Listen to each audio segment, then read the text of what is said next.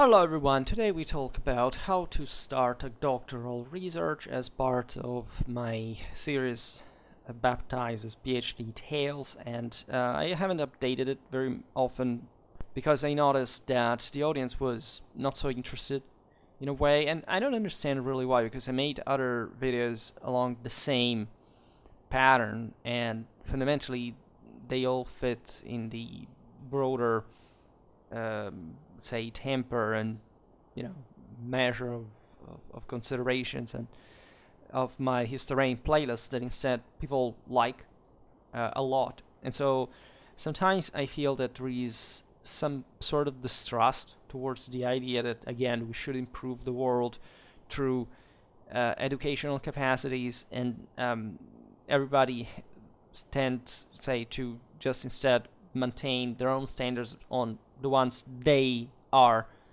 in at the moment, right? So we are all distrustful in a sense towards those who promise us, saying, maybe this is just influent or this is useless. And there's a lot of let's say points made directly or indirectly against education. As a matter of fact, nowadays more than else, say in the media we mostly just hear how much should we finance or not finance public education fundamentally, but nobody really seems to get to the point of what education is in the first place, right? And why knowing that eventually subordinates any other decision according to it. And there is a lot of confusion, in fact, because people, contrarily to what is the common trope, let's say, are ever less educated, right? By far. Education is useful only if it is qualitative, right? And it can be even less, in a sense, quantitatively speaking, but it has to be really good, because the whole point of it is bringing you to a next stage of mental development that is meant, in a strictly scientific sense, to be qualitative. And people mistake very often, say, just the fact that people are literate, for example, as as a great civilizational accomplishment. Yes, this is a civilizational accomplishment for, say, a third world country, right? For a first world one, we should be already in a phase that we haven't even began to enter, which is based fundamentally on an ultra, capillary and qualitative level of education that should fit in a broader hierarchical system and not in sort of a wild anarchic, let's say, jungle of notions that fundamentally are completely useless because they have no form keeping them together. You can have substantially a lot of education.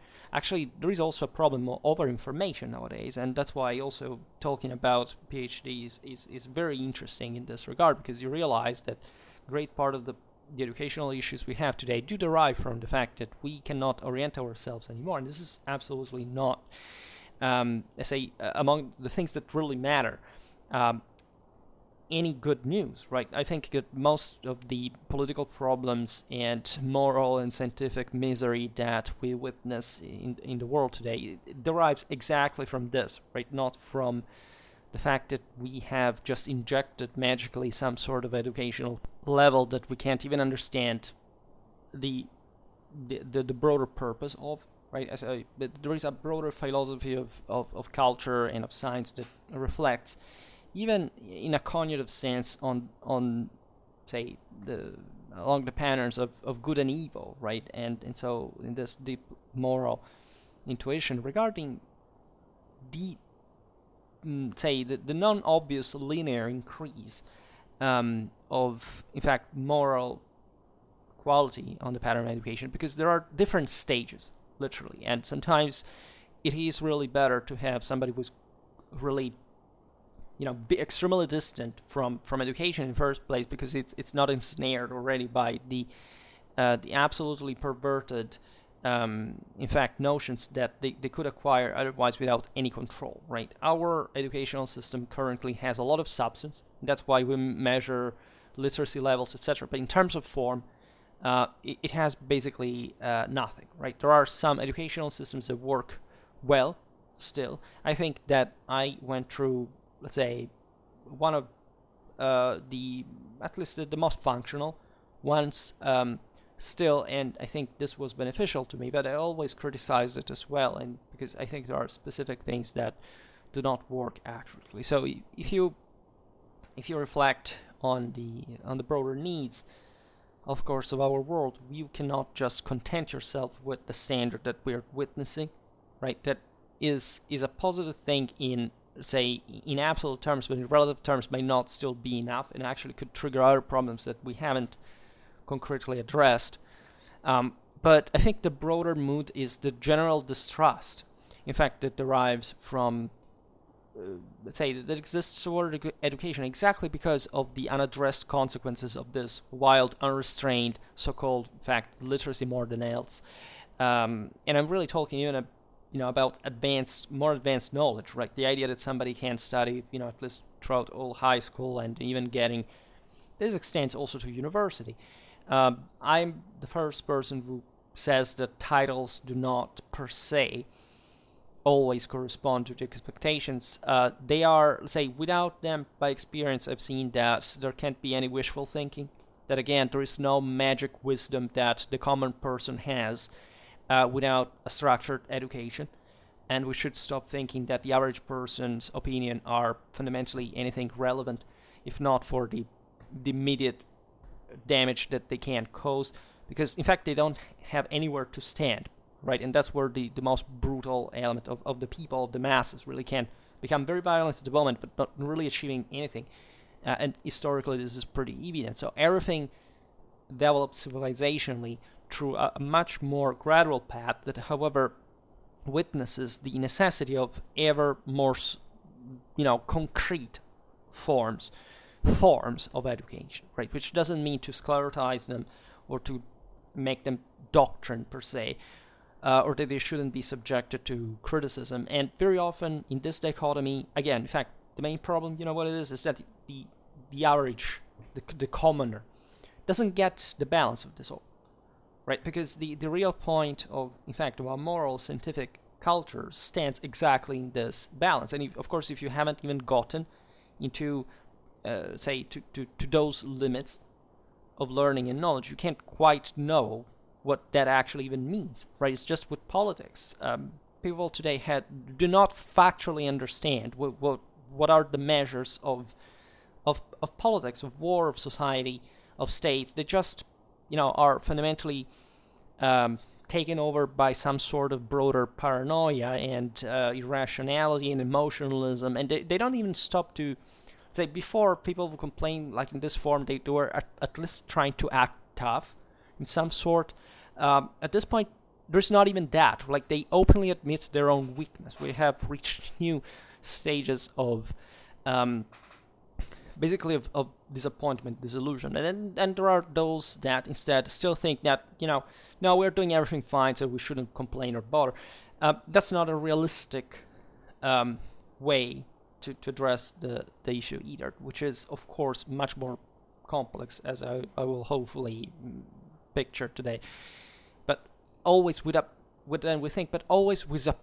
positive aim, right? If you want the series about von Clausewitz is exactly showing this. Von Clausewitz tells you basically that there is almost nothing, practically, if not properly nothing certain that we can get from reality. And so the average would say, well, so who cares about reality right now? Because von Clausewitz explains how that's the necessary premise, the ineludible premise for having any kind of positive understanding and application. It must be done, right? Whereas most people just bail out completely since the beginning and say, oh, so whatever experts say, or it doesn't matter, because after all, it's all just it's more relativism. You can make the case that everything doesn't have sense, and the more direct reason is that people have stopped caring about reality, have stopped caring about how things work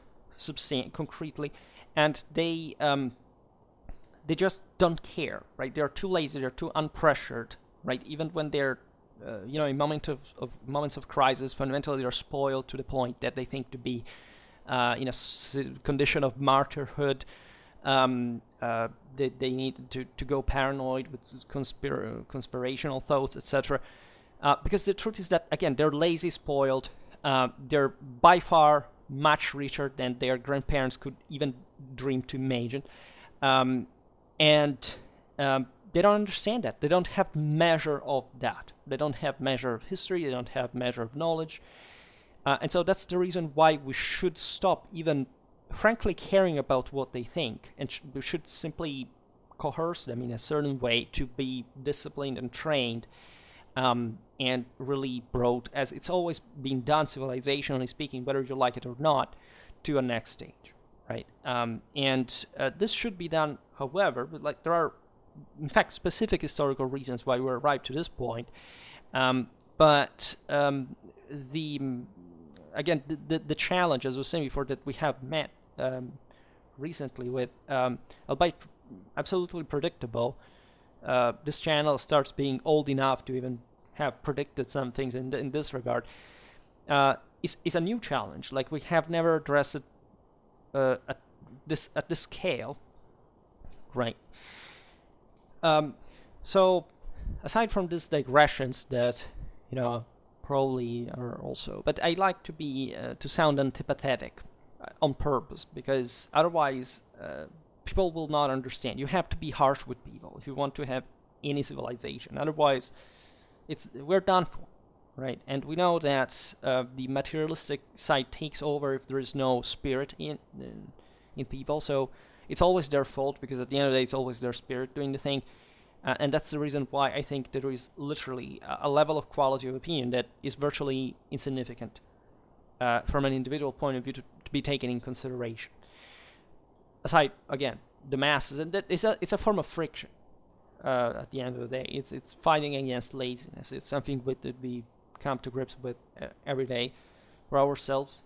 So it's easily understandable, per scale of complexity, and also levels of unpredictability. But again, the only way to sort this out is to analyze the thing.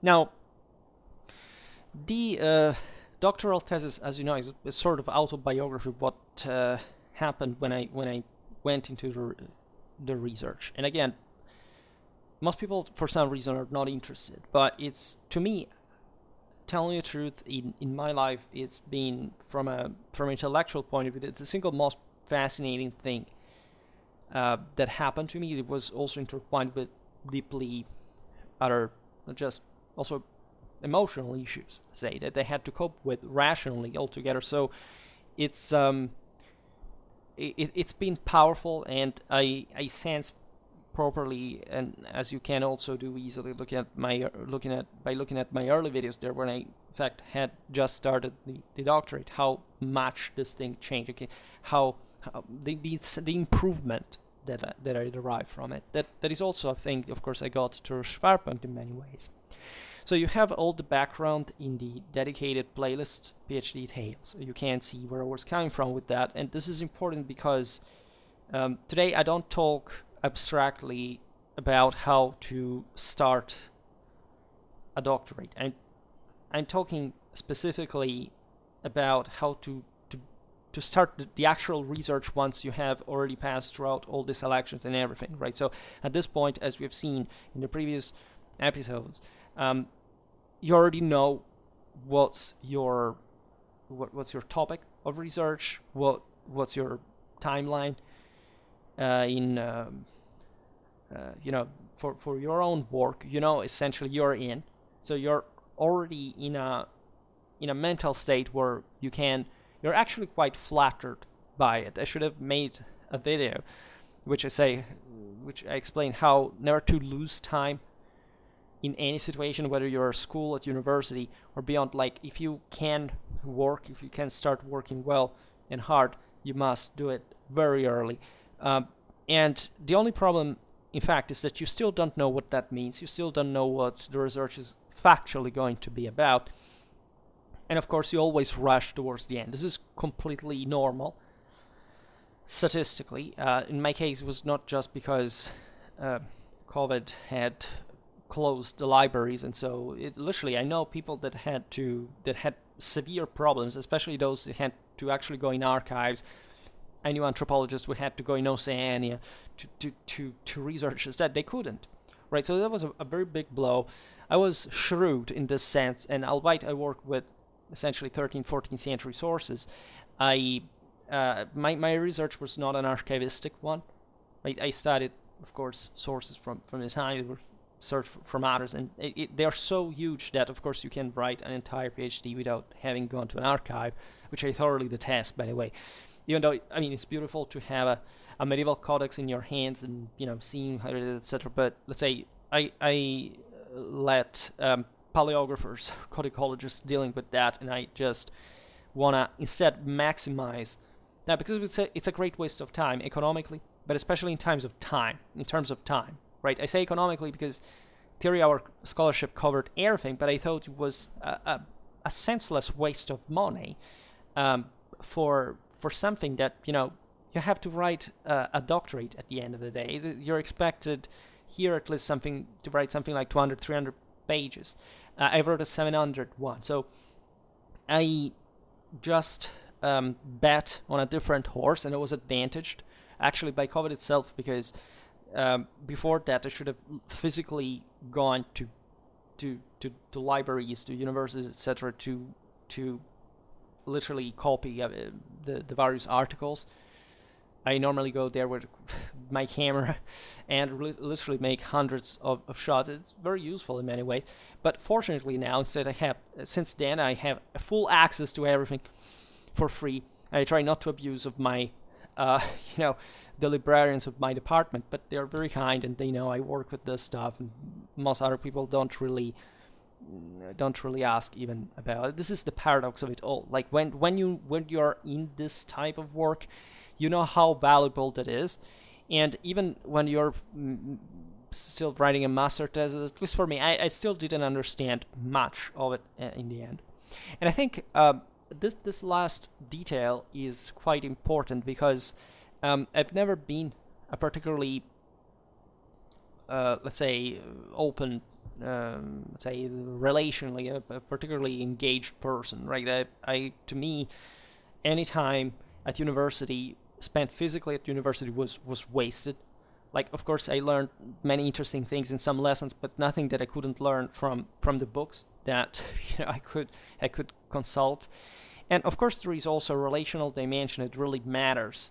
I'm a sort of recluse, or at least a lone wolf. I don't like just to bond, if not with some specific people. And I must say that objectively, the doctorate selected the best ones for having them as my friends rather than just colleagues. And because I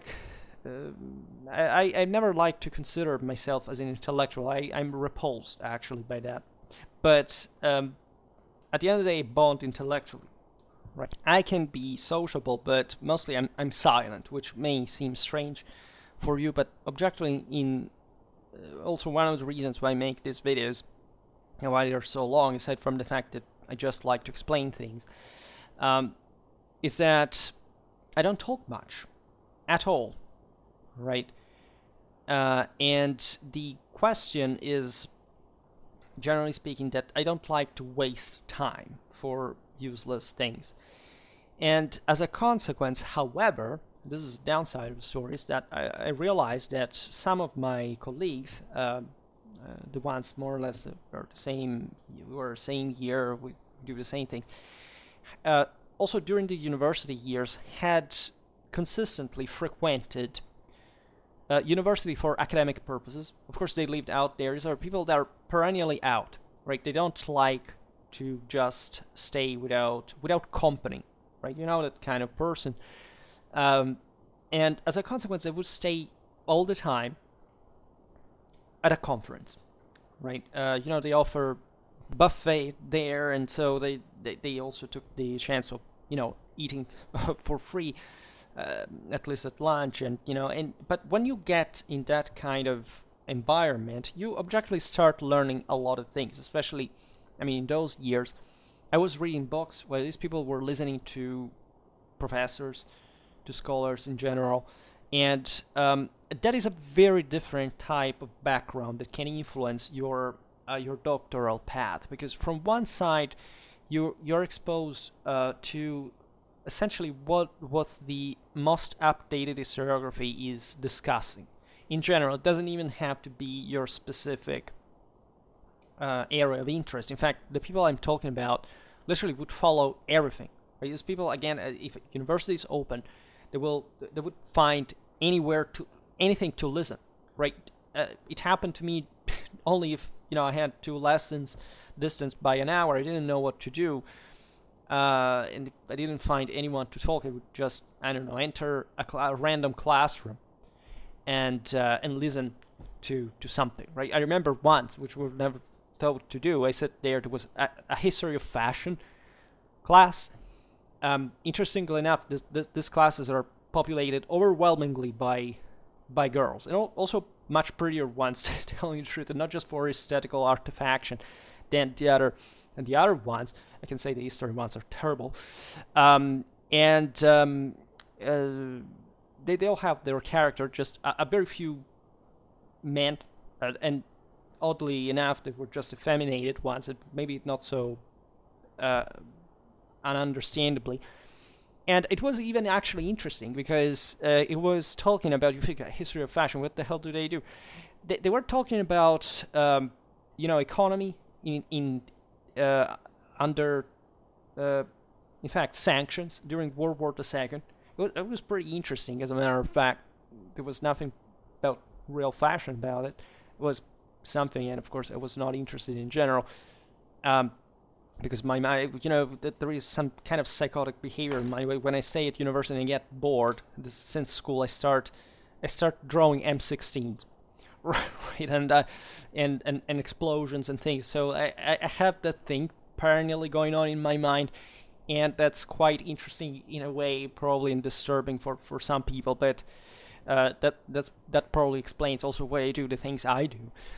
In any case, the point, is that objectively, when even you randomly follow a lesson, I remember, you come to learn things that you would have never heard anyway. I remember during the same doctoral didactics, there were some kind of Soviet-style imposed lessons from the other scholars of our department, because we had to show bureaucrats that we actually had a didactic during the PhD. I came to learn some of the most beautiful things I've ever heard. Right, most of my religious interest, even though I had studied history of religions, etc. I remember one lesson about anthropology was actually about history of religions of some native peoples in Mexico. It changed my life. Right, I must say, and it's those things that when you wonder about, you say, well, probably wouldn't be the same person if I hadn't listened to that lesson. Well, that kind of the thing that really happens. Now, imagine, so I didn't go through much of that, so imagine instead having done that basically for years, uninterruptedly. Of course, you will acquire a much greater kind of, range of knowledge about professors, where they studied, who they are, what they think, what's their dialectic like, what their opinions, their mindset, their character. These things are dramatically useful, especially when you actually do this in an important center, like the place where I live can be academically and all these things. And so I lost that, right? I didn't really have it. I had it just partially because, of course, I listened to many lessons, attended many classes, let's say, but I got bored too, because at the end of the day, yes, in a lesson there can be, say, 1/10 that you normally could be interested in, and the rest you just don't care. There were some classes that if I hadn't attended would have been completely influent, right? You just may never know. In any case, I ended up mostly sticking to books. But even in that case, because I was sheltered in a sense, I never considered the necessity of updating to the last my knowledge, right? I like to learn about lots of things. You see, even in my videos, I talk about very different times and places and so on. And you would argue that I have even a degree of important degree of knowledge in handling this information, and I can tell you that yeah, that comes in fact through through just doing it, really. But at the same time, it's also just a less qualitative way of working, right? You don't listen to my lessons. These are lessons I can't do, and I do at university as well. If they call me for a master thesis, I will go for a master class. I will just, I don't know, tell them about something more concrete, about a battle, something I studied in detail. If I have to address the basic medieval history class, I would go mostly as I go with Schwerpunkt. And I must say that a lot of the information I provide the students with is overwhelming. Like, I see it in them at the moment, but at the same time, I think it's useful just to prepare them to that kind of, just you must learn these things en masse, and you cannot be lazy, and you have to take this thing seriously. And so for some reason I hate my students, but they like me, and this is pretty odd. And I am definitely one of those people that thinks that research is by far better than teaching. And so I guess that it being primarily a matter of time, but also this social issue, what I do with Schwerpunkt while still researching is my compromise with it, also because I can't talk frankly about whatever I want, which I can't do at university. Like, at university, I would never, it's not that I would be censored, but I would never had the chance, for example, to talk about the Holy War, right? Considering that I'm not an expert on it, but as you know, I've developed particular views on the concept in the broader, traditional sense from ancient medieval times onwards, and it's just something that a student there can never hear. So that's why what I do on Schwerpunkt, I think, is more important than it seems, at least primarily for me, because again, I would have not gotten even to this kind of knowledge if I hadn't put myself doing this stuff. This is particularly interesting to me because it shows me, from one side, is that how I think inadequate I felt even during my research, not having had that kind of more scholarly habituation, and how on the other hand, I developed something more in depth on certain specific issues, and even comparatively, paradoxically. And as a result, I wrote much more than my colleagues, even the more scholarly ones, and also in time, which they didn't. And so I realized that, if I had to make a comparison, though, I would think this is perhaps the best option, at least for me personally, and because I don't think I have made an effort that was imposed on me. I was extremely lucky that during the research, nobody really directed me. I did everything on my own, and the result was astonishing. And you will probably come to read me at some point, because I began just to publish things, and people are impressed apparently in that environment. So I don't say it about myself, but it's obvious that when I call for a very specific strategic cultural education, etc., and you realize that in the historiographical panorama there is nothing of that, well, you've found an interesting field, except you must have the adequate preparation. What, however, happened in this course of things, I didn't know yet when I started the doctoral research.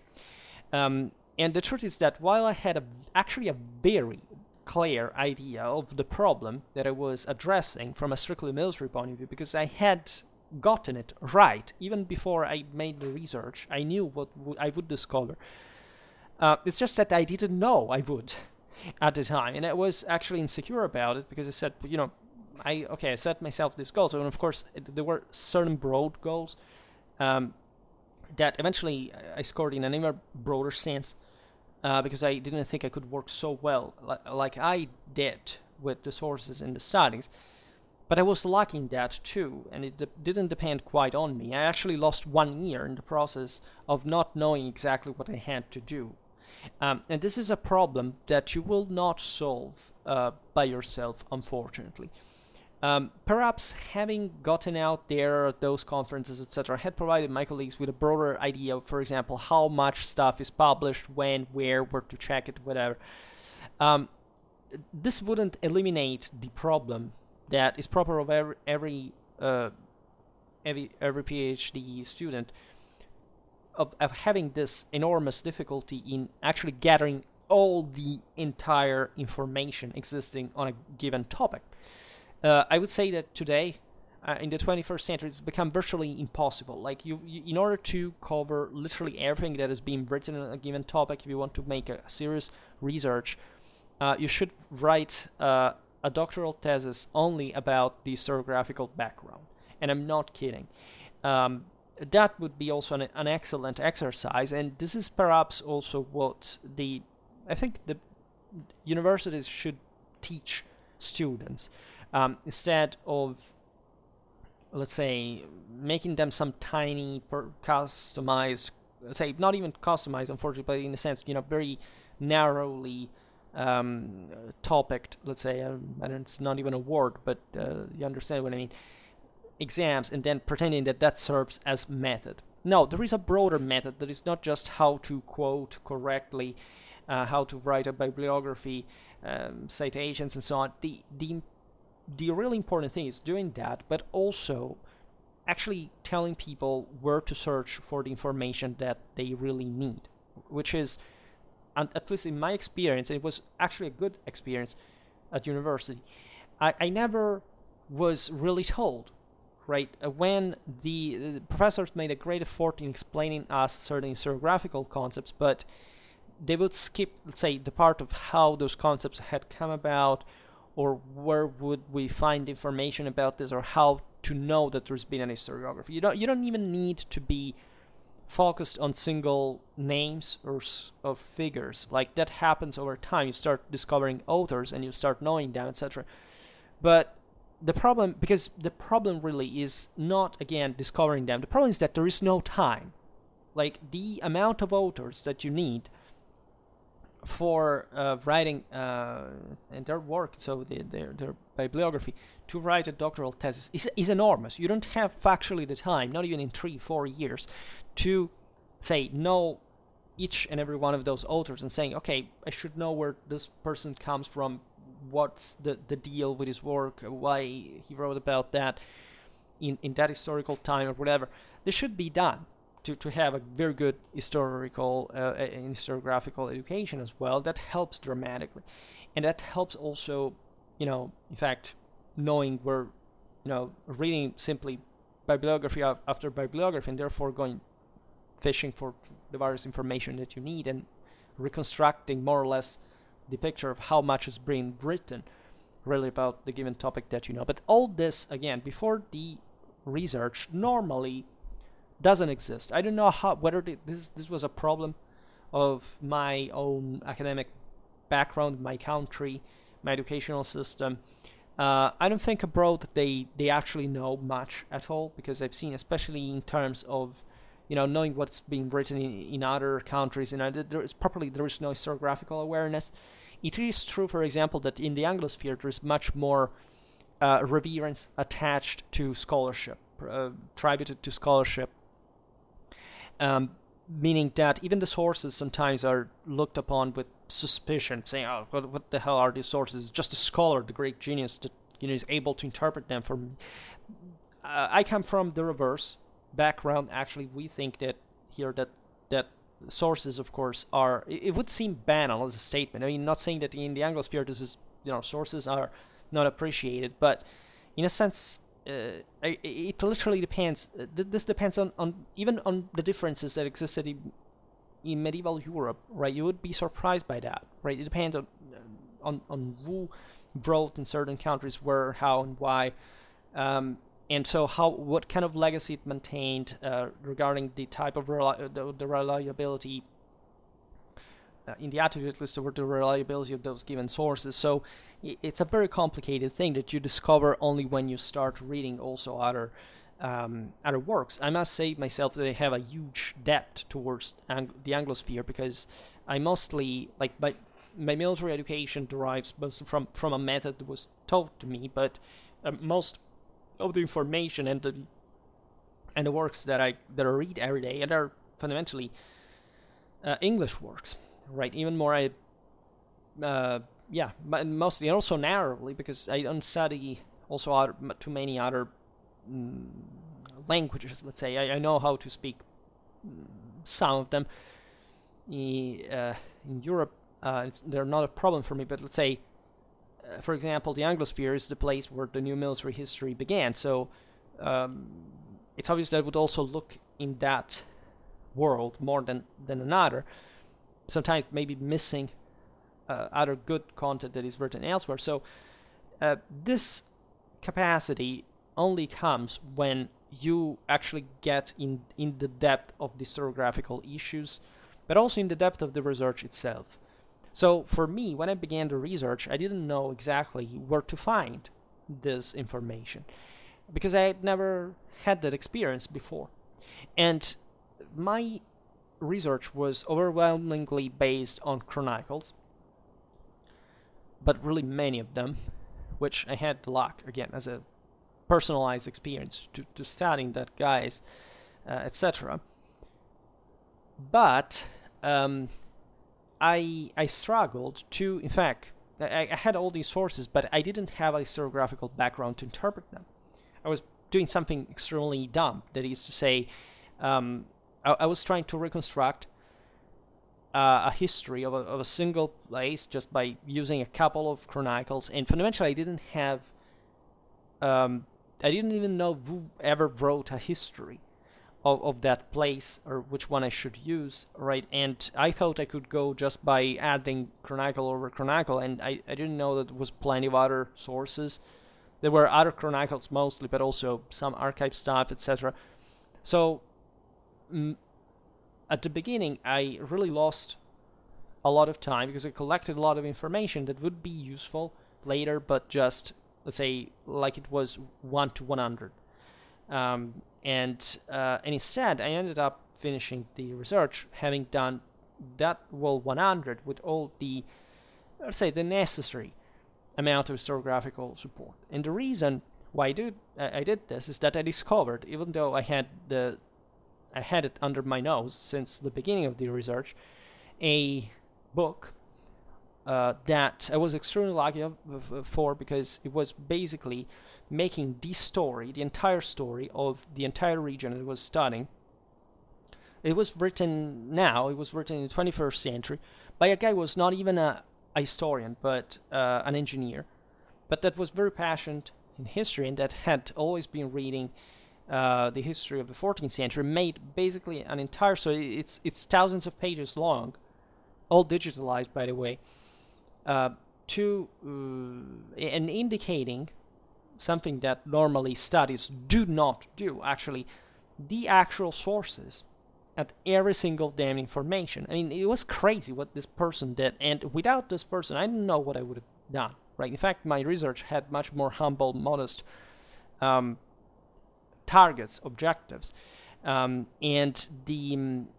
the actual point here is that if I had even just discovered the source initially, I would have dramatically speeded up my work. It would have changed my life. At this point, it would be in a different place. So that tells you how important the method is, right? So if I hadn't even had that work, meaning that if this work had not been written, I sincerely don't know how I would have finished my doctorate, because it was, in a sense, too much of a to swallow if there hadn't been that specific kind of maniacal work written about the same things that I wanted to know. And he told everything, not just the chronicles, the entire bibliography, right? Also the updated studies, and it was extremely easy because at the end of the day, in the digital era, it's very easy to quote. You just copy the quote. Of course, you check it because I literally, but just imagine even the potential that you have. I mean, when these things were done just by the printing machine, and you didn't have really any. You couldn't even delete a mistake, right? You could have never made the tens of thousands of quotes that I did in the work. So it was crazy, to say the least. And again, had I discovered this since the first day, I would have been in a very different place by now. Only I realized that, in a sense, that problem was the right one for myself to be posing, because when I talked with, again, the greatly outgoing, experienced colleagues, etc., that are objectively, I think they're better historians than me, at least in their own field. They really do much better and much more easily. Also, they, by having attended so many conferences, organized them, participated in them, they're just it's just easier to produce anything, even spoken, then you will write it later. This is mostly how conferences work. Instead, I am the type of person who arrives at a conference with the entire article already written, which is crazy, but it's still my way of motivating myself, because in order to motivate yourself, you have to set a goal. In other words, to set a standard. And if you don't, in fact, threaten yourself to fail in front of anyone, until you have finished that article, say in 2-3 months or more sometimes, you can't go anywhere. I wouldn't write anything, right? I wouldn't be able to. And of course, it takes a lot of art, right? It takes a lot of organization. You must know where to find the sources, again, the studies and all. Now I do, because through the research, basically, I use this several tens or even hundreds, actually. I should have to count them, because I didn't even do it. I just wrote and quoted, and I didn't ever count the bibliography. And I have everything I need, and I can't get other stuff I need. At the beginning, it wasn't like that. So my advice, if I had been at that time in that condition, of course, is complicated, because I was saved just by luck of the existence of this work, purely, which is unique in its kind. There is nothing that I'm aware of in the world that has prevented. It existed exclusively, my language, for that century, for that reality that I needed. Which, when you think that you have some divine favor, which I don't want to digress on, but you still wonder, maybe, at least if I found this, there was a reason for me to have still conceived the effort, because in a way or another I found the way, and it's difficult to tell whether I found it or I also didn't find it for a year, which I lost, or if I was meant, or doesn't matter. The point is that I was struggling, and throughout all those years I was saying, I arrived at the beginning of the second year, I said, how the hell do I finish this? And actually I'm a very punctual person, so I realized that still by the second year, even the end of the second year, there were some people that hadn't even began the research. They were just trying to think how or why. I was an exception. Actually, most had been working on it, but they had much worse problems than I did. And the reason they were still, again, thinking about what others thought of their research. I was also lucky because I didn't have anyone doing that. But I knew with myself that I had a given time and that I couldn't exceed it. And so I had to do anything necessary to still write the damn thing. And there are ways and ways to adapt yourself. Probably if I hadn't found that work, I would have kept relying on chronicles. I would have just, broadly speaking, tried to stick to the history of some specific polities, trying to write a sort of military history about it. And pointing out certain dynamics that at the end of the day I couldn't but point out, in fact, in other ways, more statistically. But if I'm sure, because I've been doing more specific works of that kind, like a military history that I'm writing right now about a certain polity for like half a century, that points out very interesting things and enlightens you. And the different types of work provide you with different types of outcome, of course. But at the moment, you really don't know where everything will lead you. So my advice, of course, remember that this is my experience, that can wildly vary from the one over another, is at that point, given we're talking about history, we're talking about sources and studies, and this is valid for everyone, as you understand. but being, framed in a more humanistic sense, the point there is that you have to make a point specifically. So you have to produce the evidence for what you are pointing out and saying, why is this new? And you should know, in fact, also what the historiography, generally speaking, discussed. And, well, I must tell you, since about the topics that I wrote, there was a very few, to me it was actually very, very easy even to cover the historiographical background. Literally, there was nothing, and it was very easy, and it's still very easy for me in saying, why the hell didn't you study this military history so far, given that it's also it's not a niche, it's a secondary theater, whatever, still we are in the situation where we don't really study well and properly medieval warfare, European medieval warfare, Western European medieval warfare. So it's really incredible to me, and this is extremely useful for selling my stuff, because as you understand also from the videos, I have a bit this rhetoric of saying, where did we get fundamentally? Why are we still in this situation? Why don't we realize that we have miscalculated so much? This is a broader civilizational problem, because literally, if this is the best that the world historiography has produced, as I was saying in the beginning of the video, we may have written a lot, frankly, and this is the disgusting practice that we're habituated to. That is to say, again, write a lot of articles. Doesn't matter if you know anything about the rest of the bibliography, the broader problem, or if you see the bigger, like literally the elephant in the room. No, the important is that you just publish something.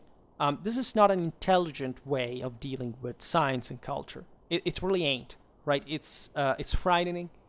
It explains great part of people's misconceptions towards the world nowadays, and generally speaking, it doesn't lead anywhere useful, right? So there is an enormous space for civilization to thrive in this work, in this branch of research, and that's why it's so important, because it doesn't stay there. Here we are, as you understand, I also am pretty loud here about this. So I'm not just writing things that will be read by specialists mostly, because who the hell reads the things I write? I can't think of an audience in the world that wants to know the ultra tactical specifics and problems and historiographical complications of reconstructing, in fact, a battle in the early 14th century. But what I get from it, which unfortunately I can't say in my work so openly, like, making a broader Jeremiah like this one by saying, where are we going to do? Well, this thing is that, the Schwerpunkt as a whole, telling the truth, is a chance exactly to wake people up regarding these issues, and not making this kind of an entertainment channel, but rather something more powerful that hopefully can help others, in fact, to wake up themselves. And I can tell you, this is the most important thing. Before going through that research, I had not the palest idea of that, and I know that I would have not lived to know these things if I hadn't gone through the same doctoral path. So, as you know, I don't give so much a damn about the title if it weren't for the fact that there are also some, some broader meanings in that, given the context that I'm not going to discuss today. But the point is, on the contrary, the fact that we should, that I can explain where the problem is and how to fix it, hopefully. But making us reflect on the validity of certain actions as we do them. And as you know, studying military history is crucial just to have a political education, as well, in fact, as a moral and a scientific one. So while we are, as I was saying at the beginning of the video, heading towards some sort of broader denial of the usefulness of education, because from one side there are the people who are just in the in the clouds with that, and others that just don't see any practical purpose. There should be a middle ground where somebody really explains you what the hell is going on and where the actual problem is, which I don't really see being done, right? I don't follow other channels. I don't know whether they deal with this, but it doesn't seem to me at all. It seems to me that the broader point is listening to some personal opinion about a given a random subject with also a very poor methodological basis and set of premises, and then you have that guy talking about that, and then what, right? We have gotten to the point which really the most followed thinkers, let's say, of our times, that are just basically repeating things that we already knew since ever, so that they are considered revolutionary today. Are the proof of this, are not really adding anything new. They're not even solving the problem. They're just conducting a brutal iron arm with extremely primitive means, and they don't even get into the core of the actual matter, nor in a specific, nor in a comprehensive way, and that you can't have the two things without each other. So if I were to give an advice to somebody who was more or less in my own situation at the time, the first thing I would say is, of course, to narrow things down to something you can manage with certainty. It's a risk. It's like, as I just said, it's renouncing to the broader thing. But objectively, if you want to study 60 years of military history of a given Western European region in the early 14th century, well, if you don't have a guide, if you don't have a broader work that provides you with the actual chronological series of events of every single damn day, right, of those 60 years, which, again, I don't know any work of aside from the one I found, miraculously, and thankfully, well, I don't know really where you can go. You can start by essentially making mostly a military history of the country. That will unavoidably put you in the condition of, let's say, mostly making a political history, telling the truth, maybe even a pinch of a social one. It's good because you can reconstruct the Clausewitz in Trinity in a way, and you can, say, characterize that work on the base of a given polity, right? You just start, for example, with it's very easy to do. You go in your National Library catalogs or something more universal, and you just search for, let's say, all the stories that have been written about that polity ever, and you start reading them all as a broader historiographical introduction. From there, you should, if these are actual serious scientific studies, so they have the note for every single information, so it's an open screening of the work of the researcher, which in disclosure culture, as you know, is normally not done. I mean, not even here I often enter in the technicalities of the sources that are actually very complicated. I already done it, telling the truth, but especially in the tactics playlist, I've addressed more like the individual sources, but here it's much more complicated also because by the early 14th century you have really a lot of sources. So the interpretational problem never ends. Historiography has not basically arrived to the point of saying, okay, well, we know, we have the whole picture. We don't. And let's say we are aware of that. It's just that we give the impression that is not the case. In other words, as I often say, like you would think that what medieval warfare broadly meant in Western Europe or beyond by certain other degree is known, right? No.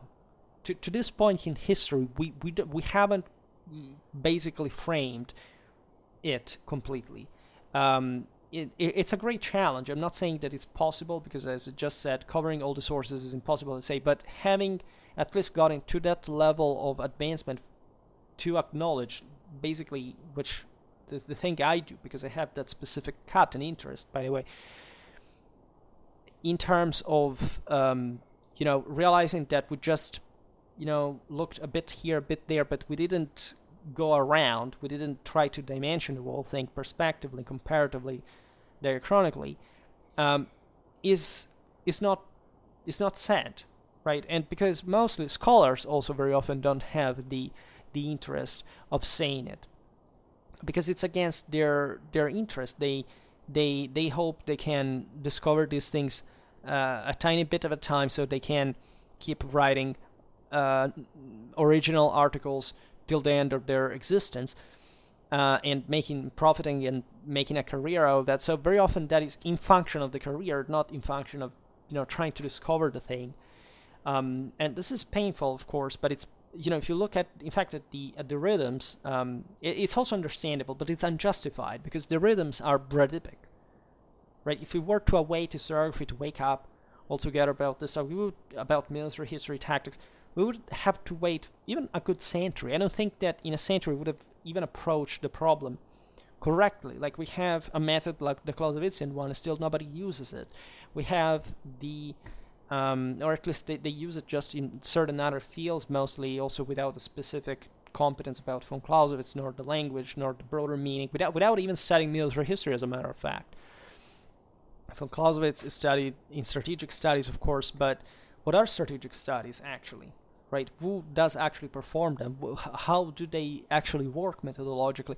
Very often they don't have a truly military historical expertise, or they convince themselves to have just because they quote other experts, and so they think that's enough. No, it's not enough. You have to go in the sources yourself, and it's plenty of room there for anything, right? In fact, one security that I have currently is that I know that nobody can steal my job, because it's, even if somebody started to write the same things I do, well, it takes forever to cover the entire spectrum of it that you really need, and so at least for a lifetime it should be really fine, and you should actually have also propelled some kind of broader interest towards the topic.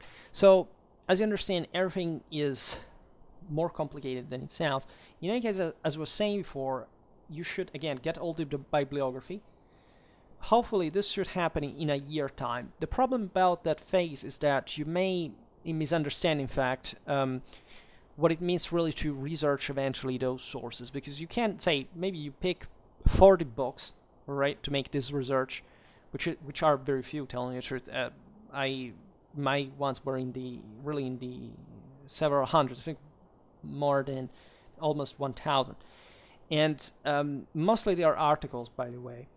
And the point is that you cannot retain mentally all that information. I mean, it's impossible. How do you remember when you would be actually making the research on the sources where you actually found? You remember, maybe you even remember wrongly, or you just don't remember what kind of information there was. If you haven't marked them, if you haven't written them down, that's what I started to do at the beginning, you cannot really retain that information together. No, you actually know whether that list that you are writing is exactly what you will be needing afterwards.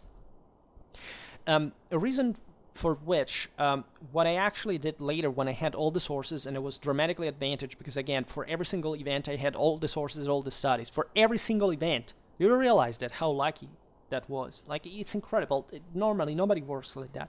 I found that damn work, and I could afford that. But if I hadn't had the work, of course I would have not known how to do the thing, as I was just saying. But knowing this now, I would have probably written down all the various primary sources that were talking about that given topic, and I should have basically tried to analyze them on the base of, let's say, at least a chronological criterion. That is to say, given that normally there is hardly that connection between every single event and the chronicles and the studies, you would have to pick an average history of that polity, beginning to study it year by year, and in those chronicles, in our sources, let's say, checking whether there is anything from that year, and trying to reconstruct, naturally on the base of the story that is told in those studies. Maybe there is a campaign, there's a battle, you check that year in the chronicles. Sometimes there are mistakes. Maybe chronicles put a different year or something. You should point that out, of course, but this is, say, part of the minutiae of the whole thing. But what I really mean is that you should go then, essentially, on this kind of skeleton by filling it with the pulp of this military historical information. I've been doing it too. I wrote an article like that. I back in the day. It was not even a bad article. In that case, I used it was also specifically a territorial study, meaning that I had to check, for example, whether like what was happening in a district, what kind of lands the rebels would seize over time. And it was very interesting from a strategic point of view, except nobody would really care about that. And I could even come back on that article and start in developing the thing further. But it's very useful because it's only at that point that you see the importance of the diachronic in analogical work. That is to say, an information, like when I started the work, I wanted to just know how armies fought in this time. Like the entire reason why I studied the entire history of this is because I wanted to find any single damn reference to a battle, a tactics, a deployment, even the numbers of the contingents, things like these. However, in a sort of statistical work. But having not, let's say, I hoped, that's why I began to read the chronicles straight away, because I thought, okay, well, I know there is a history, I know somebody wrote a history about this polity, etc., but what I need is the raw information.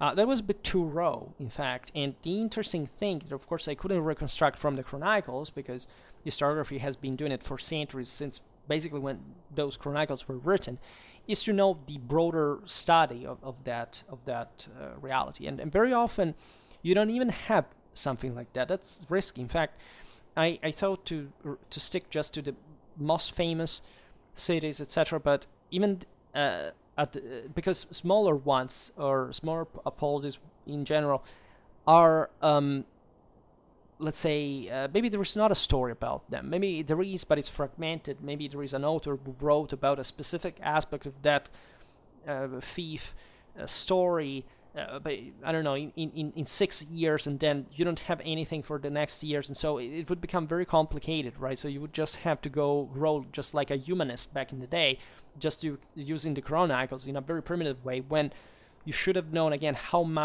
many other studies existed on the topic already, so where you could find an information about that, but you don't know that these studies even exist. Nobody tells you because the professors don't even know, they're lazy, they don't know what you want to do, and they can't help you practically at the end of the day, so if not with words of encouragement. What the doctorate really teaches you is that you have to solve the problems by yourself, and this is extremely painful, I can assure you, because at some point you have the imposter syndrome. You start saying, well, I'm not really qualified for this. I don't even know the historiography of this, or why did I even start the doctorate? And then I had this, again, stroke of luck that, was really providential in many ways. But I realized I would have proceeded at least by those, in that pattern. In fact, when I wrote that article, attended that conference, I remember there was my tutor that was quite supportive of my work, and that work was not understood. And I must say, yes, I would have liked to write it better, but it was not wrong. Right, the core point of it all was actually pretty concrete, and it was so concrete that the more volatile, ethereal, intellectualistic historiography would even see the importance of. Right, I told very often about that anecdote of the professor who came, who was exactly from the place that I was studying, by the way, and that's already something that mostly provincials do not like, because they always think that their history, you just study the place of where you come from, right? This guy didn't even know that. He corrected me, allegedly saying that there was a castle, yes, in that place that was built later, and I simply observed that there was a previous castle before, and that I told him what the chronicle said about it. It's the same castle, the same name, and this guy said, "Oh yes, oh no, sorry, this was allegedly, the greatest expert ever of a specific." By the way, territorial settlement in that area. Of course, they don't understand anything about military history, but just, what kind of specialists are you about, high medieval settlement if you don't know that, there were castles everywhere in the 12th century, and that, of course, were an eventual castle was built, let's say, in the Renaissance, there was another castle before normally because it was, usually a particular advantageous position of some sort. Like, we are completely alienated from any reality, as I was saying before. And it probably would have made kind of a comparative analysis of this kind of different military histories of these policies, and it would have been maybe outdated or whatever, but really it would have probably worked by some degree. What I did, of course, was much bigger and much more complex to explain, and probably I'll have to dedicate another video just to that, because nobody believed I could do that, right? Nobody believed. First of all, nobody really understood what I was doing, because what I said sounded not even kind of unfeasible, but it's just not a thing that is done historiographically. I did it, and everybody was, what the hell, like, and and I was like, yeah, so the point that I think I learned most in that experience is that if you really want to do something, you find a way to do it. And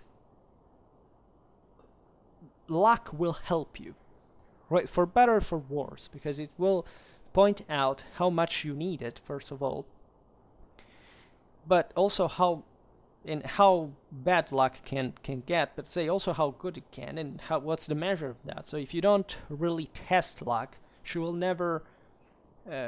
fortune will never smile at you at some point, even if she can't abandon you at some point as well.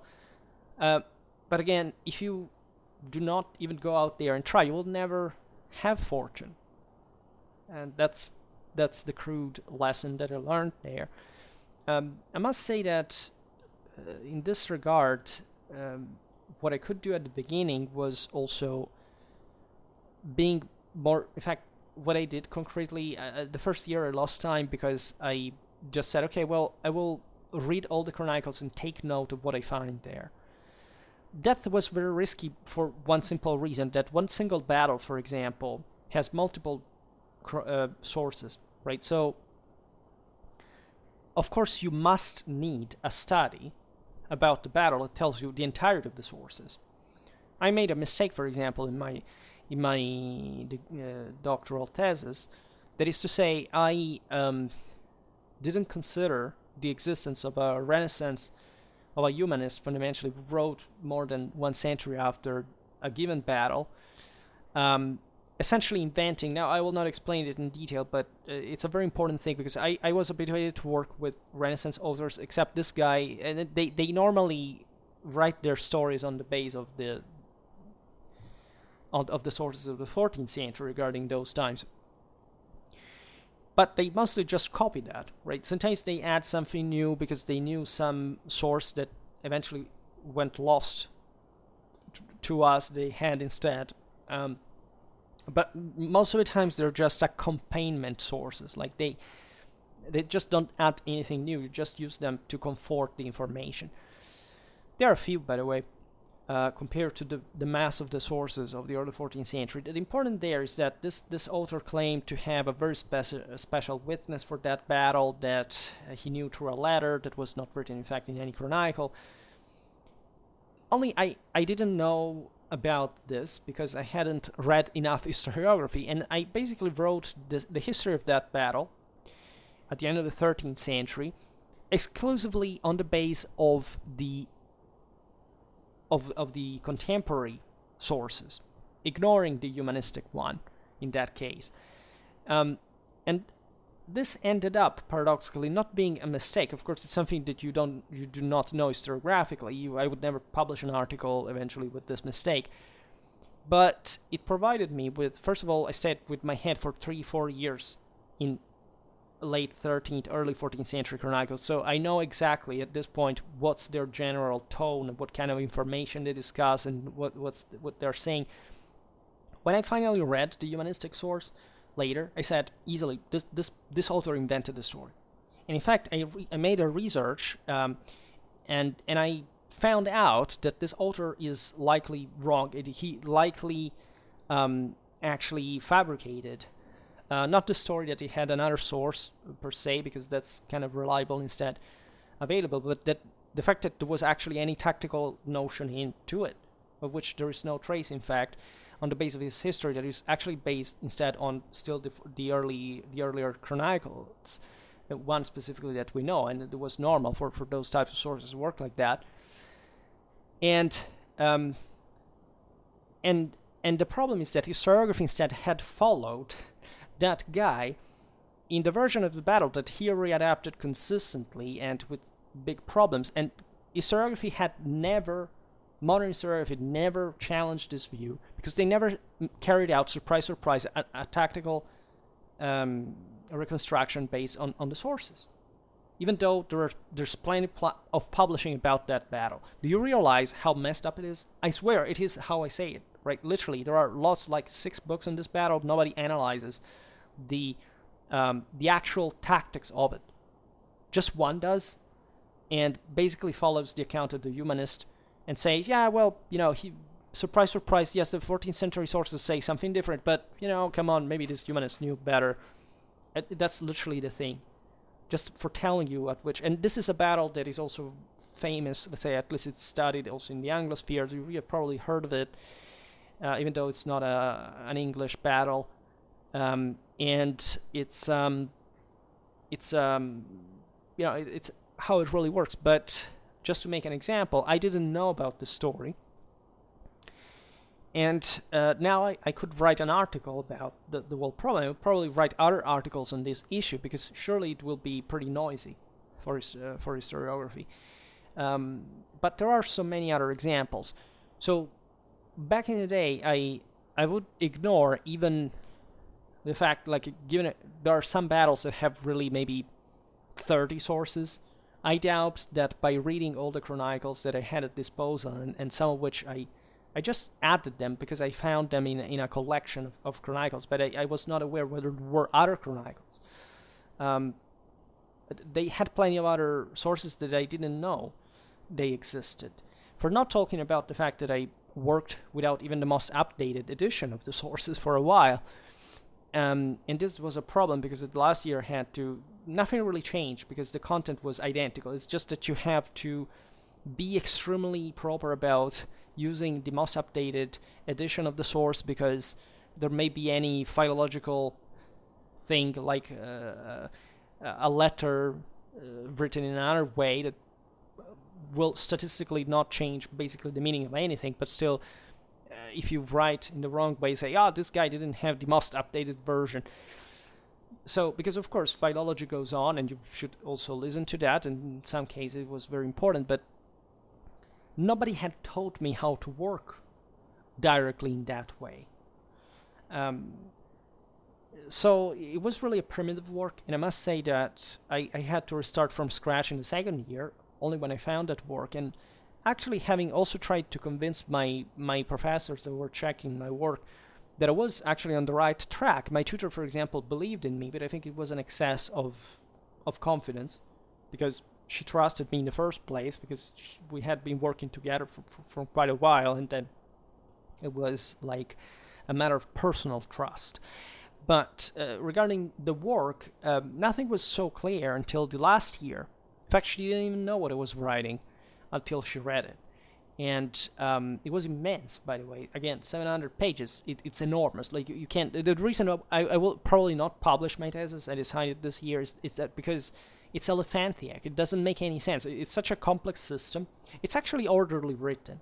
But aside from the aforementioned error, for example, that should have brought me to rewrite an entire 30 pages, a good 10,000 words, and that I couldn't reinsert in my thesis, I simply, wrote an article instead, right? So this is the point, right? I don't need even to publish like the entire book. That would take forever just for the corrections, while I can make much better top quality things in articles and publishing them like crazy, because I can't afford spending the time and everything to do. So you realize how you grow in the process in ways that you would have never thought that were possible, because literally here the Clausewitzian thing of moral forces comes into play as well, because if somebody had told me, you know what the greatest problem was at the time, when I began the research, if somebody had told me that I had to collect literally, I don't know how many hundreds of thousands among sources and studies, I would have said, this is impossible. I can't humanly do it. I can't. And objectively, I couldn't, because if I had to go out with the limits posed by library loans for single volumes, I would have basically spent, I think, 9 months in a row just going out all the day, and I would have not had the time literally to write anything. I would have lost another year practically, so it would have been done for. Instead, COVID arrived, and it saved my ass, literally. I mean, this is the terrifying thing of it all, that when you realize that a big success can come even just out of sheer luck. Meaning, not that I didn't earn the actual 4 years spent every day working on it, it's just that it could have failed anyway. And that wakes you up as a human being. It really tells you, look, that reality is more complex than you can imagine. In real life, like in something that concretely happens around you all the time, and that you, because you haven't taken enough steps to test, you don't even know it's there, and it's operating continuously, right? So we are in those terms. We could have said that it would have gotten, for example, falling in love, heartbroken, and I would have spent like 1 year with basically an anxiety disorder. Also in the process, that was unrelated. Fortunately, it happened at the end of the doctorate, because she left me then, and maybe she had the care for thinking about that too. But I was devastated too, and I could not expect it. I thought I would never fall in love in my entire life, because it's just when you're younger these things happen. We would have told that. We would have told how even certain events in my family would turn out. Some horrifying things. People getting seriously sick. It's incredible. It's really incredible. We would have told that it would have re-uploaded half of my videos, because I decided to update my copyright standards, and it was terrifying. It costed a lot. We would have told there would have been a war, the same pandemic. You see, you cannot be certain about anything. You must not be certain about anything. This is there is no advantage deriving from pretending there is a fixed certainty about anything, because in the moment in which you manage to attribute this, you basically know that you will not do anything about that anymore. Instead, it can't be like that. It easily can't be like that. I mean, morally and scientifically, it doesn't make any sense, and we all know that. We test it in our lives continuously, right? There is a second path, I would say. When you finally collect all those sources and study, and you start analyzing battles, hopefully in an accurate way, where you have, of course, to double check whether there is anything that is being written about those battles. Like, if you were morally exhausted by that thing, that can as well last 1 year entirely, you have to get over the fact that without that historiographical update, you cannot work well. Right? Sometimes, as it happened to me, for example, too, there are some updates about your own topic in the moment in which you are writing it. And so you have sometimes to readapt your content on the basis of the fact that somebody else just wrote about it. Say you're making a 4 years doctorate. You write something since the first year, then the last year of the doctorate, somebody wrote something about it. And normally, not of that size or scale, but it would be a pretty odd coincidence, but still something you have to cope with, and that it's usually useful, because it also provides you, and that you should see it as an opportunity, really, because it provides you with the actual references to studies and sources, for example, that you didn't know of, right? It was my case. I exploited bibliography dramatically, because I could find plenty of things there. Sometimes I quoted entire books without, in bibliography, by having even read them. That is to say, if you are interested in this topic, read this book. And I inserted it in the bibliography, but I didn't read the book at all. Because I didn't need it, because it was talking, of course, about something that I didn't need, really. Maybe it was about 12th century warfare. I was talking about 13th, 14th. Like, it wasn't pertinent to what I was specifically doing by method and structure. Method and structure are, of course, crucial. But as we were just exemplifying, that's exactly the problem. You don't have that method before. You have to build it along the way. This is my experience about it, of course. And my method is always more refined. And the point of the method is that everybody is good at hyper-checking. The problem is that you have also time issues, right? The entire problem of the thesis, of the article, is not that you lack the capacity of reading lots of books and, making that work done. The problem is always time. You have a given time, and that changes all, right? You have to adapt the same work according to time. You have to say, this is a general problem of history. Like, a historian cannot tell reality as it is 100%. You have to stop at a certain point and say, okay, well, I could even go on, but I objectively can't, so maybe I will address this at some other point. And that's how historiography really progresses, gradually. Here the limit is much more functional instead, because the it's not just a matter of how to use the method once you have learned how to, but you also must create it at that point during the work. And this is why I think actually the PhD is the only useful experience in that sense. I must say, I learned how to write an actual campaign and battle analysis in the master thesis for the first time in a serious way. And I would also write the thesis differently today, of course.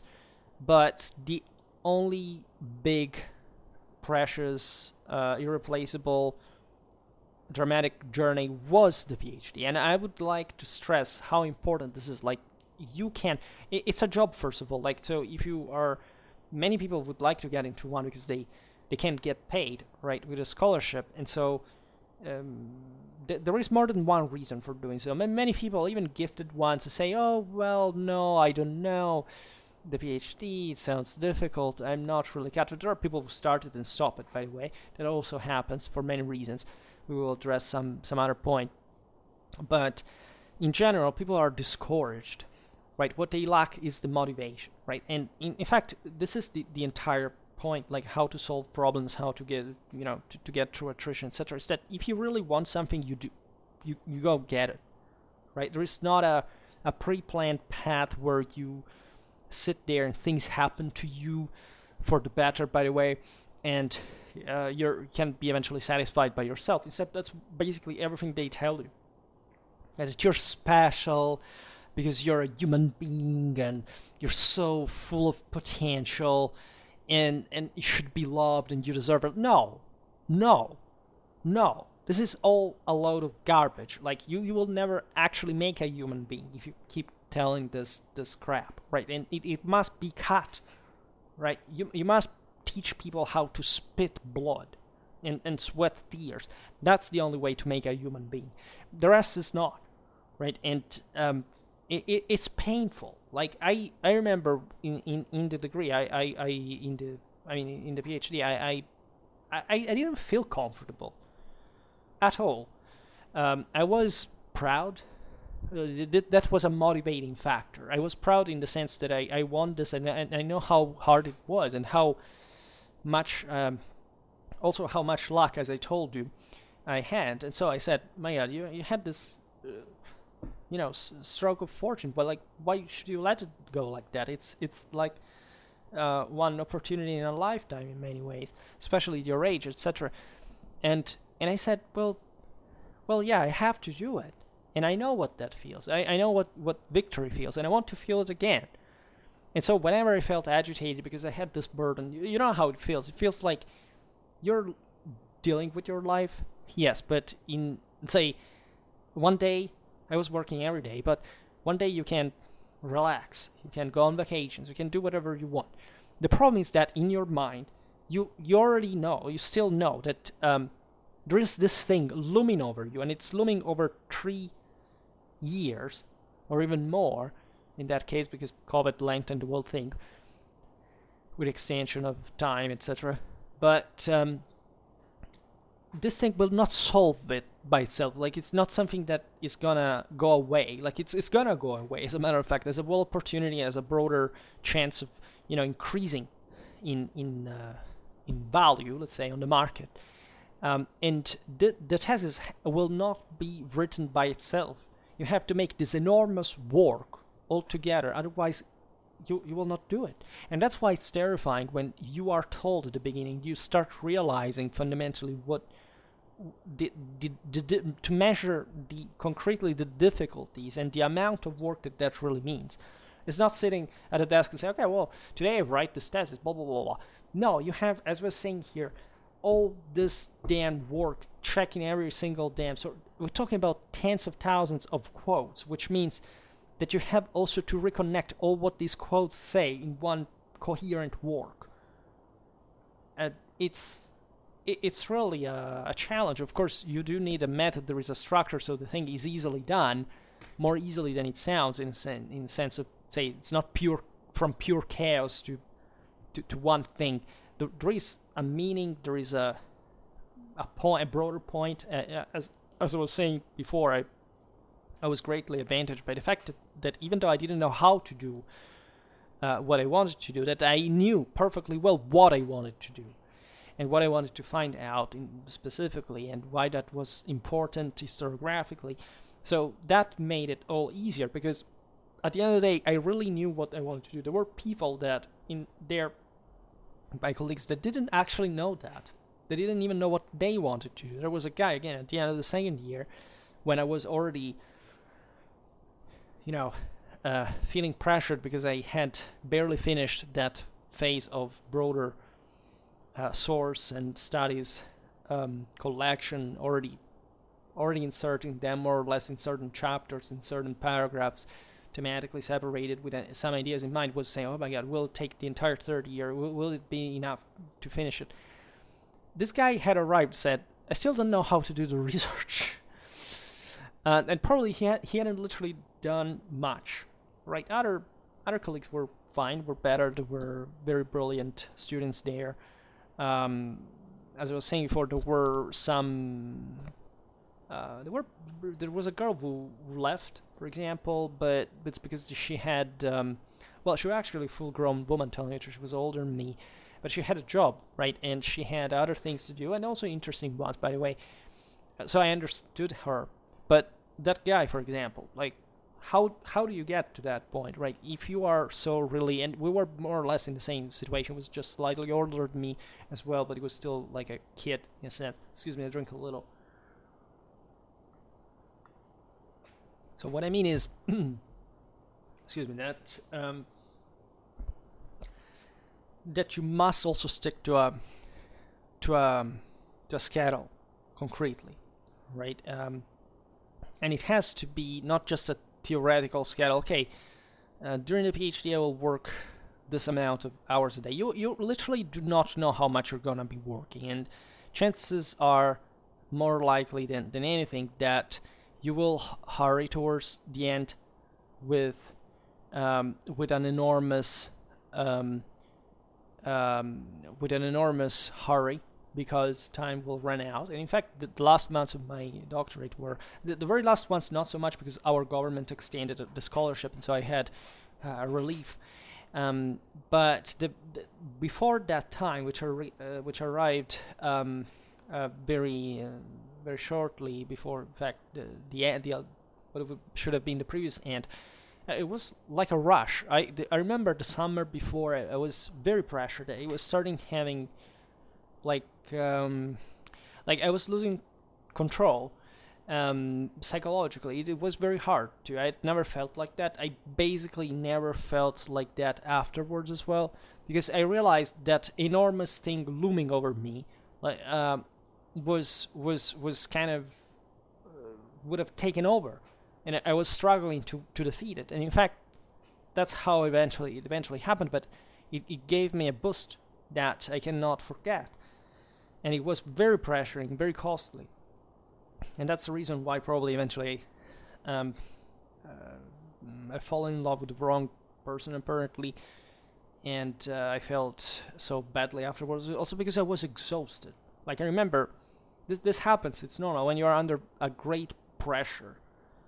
You need to relax afterwards. It takes a lot. For example, I finished an article last week, and I still haven't recovered because I'm very relaxed now, and I still can't put myself to work on the next one because I need to stop in a moment, because for several weeks I was importantly pressured before ending that. And so that's the measure of the cost as well. And there is nothing, see, the most concrete concept there is realizing that the work again will not finish it by itself, but the problem is that it's not making the work. The problem is finding the way how to do it that you do not know. The problem is irrational. When I began the video about and I was talking about the absence of a form that cannot save the substance at all. It's exactly the same problem. You can even write a lot of stuff, but to what purpose? Do they make sense? Is an actual work? This is what we're witnessing today. If you do not make your reason work a lot, you cannot have a structure or an order, a discipline, a hierarchy, anything that makes sense scientifically or morally. So you cannot write a thesis of any form. And you must pass through that. And very often in people, this is still, even with a full education, let's say it's school education, let's assume, it's already dramatically underdeveloped. It's in a very primitive form that is surely that is evidently unsatisfactory. Tell it better just looking at the examining the adults that come there to make exams. They're completely lost. I really want to say that there is no form, that it's just a joke to pretend that we are winning the fight. Education. Winning the fight of education requires, again, that broader civilizational step forward, not saying, oh wow, now third worlders can read and write. And that will not save the world. Actually will make the world actually a much more complicated place to live in. So I'm not saying it's a negative thing, I'm just saying that it has just started. Right? It's the greatest problems are immediately ahead, and are much bigger than this achievements that to us can seem enormous. Historically they are, but in absolute terms, but in relative terms, they are laughable. Basically, that doesn't serve to almost anything compared to what we need, and we're still flattering ourselves, saying, "Wow, my God, these people are so educated today." Really, where? Which people? The ones in the street? No, they aren't. I can assure you that. I have the earned legal authority to stop an adult going on with a university career exactly on the base of the judgment that I have to provide on the base of this person's qualification. And I can tell you that most adults are completely, out of any practical reality and understanding, and it's seriously probably the most scary and terrifying disease that I've ever seen. And I speak again very concretely. I'm not going to tell you what these people actually tell me during examinations. You don't want to hear, because there is nothing I could do it legally, but it's like you would lose faith in anything. And I don't want to tell you. Like, just I will criticize certain positions sometimes, but sometimes you say, well, the average person is normal. No. The average person is severely abnormal, and it must be corrected brutally in order to hope that civilization can hold anything, right? So, and this is not just my experience as an assistant. This is the experience I have with any person that I meet at this point, especially young people, but not only. I mean, it's not even a matter of age. I mean, I meet very old people were just children, and to be treated as such. But the point is that the parents of today's youth, the one that should be more loaded in hormones to be more powerful, more active, were dramatically more. They were nothing special to introvert, but they were dramatically more loaded morally. Their children are completely devoid of any self-confidence, sense of order, of rules, of points of reference, of understanding. The moral and scientific limits are dramatically appalling. And I don't know, therefore, what the hell people talk about when we speak about education, because I have a diametrically opposed vision of what is happening, and it's not going to be good, and we're already paying for it, by the way. And I think for anyone who has a broader diachronic perspective on how people lived just a few generations ago, or just could say, look at the 80s and what were at least the people that spoke on television. I mean, heads of states and so on, and make the comparison with today. And then you tell me whether you think that there was kind of any improvement. And always remember that the politicians are the pure, total, absolute reflection of what the people is. And the people are always the single most directly and inescapably responsible of every literal single thing that happens in their states. So not just they deserve that, but they're the actual people who make it happen. And I think that if one loses track of this reality, it's done. We're done for. In any case, what I was pointing at, in conclusion, a bit to the broader methodological issue, is that if this is the pastiche that you have found yourself in, and you don't have the magic super card to come out of it victorious, like I experienced by pure luck, but still paying for 1 year of negligence, let's say the historiographical awareness will come along the way, meaning that if you accompany this process of also sources analysis, etc., with an updated bibliographical support, like you study a battle and you have the humility and the scruple to say, okay, well, I have to check at least if somebody wrote about this battle, and I can search in catalogs, etc., and getting scans or the actual papers. You have their ever greater access to the various sources, to various studies. So that will force you to accept reality, because you have to provide with this work with an actual complete picture. You cannot say, well, I studied this battle, and there are 20 sources. I just used 2. Well, it is true that don't think that, in fact, the proportion of useful sources from a tactical sense is very distant from that one. Still, you cannot know until you have read every source, and you know that. And at that point, you should have started to realize how crucial that is, because you cannot invent history, especially when there is some.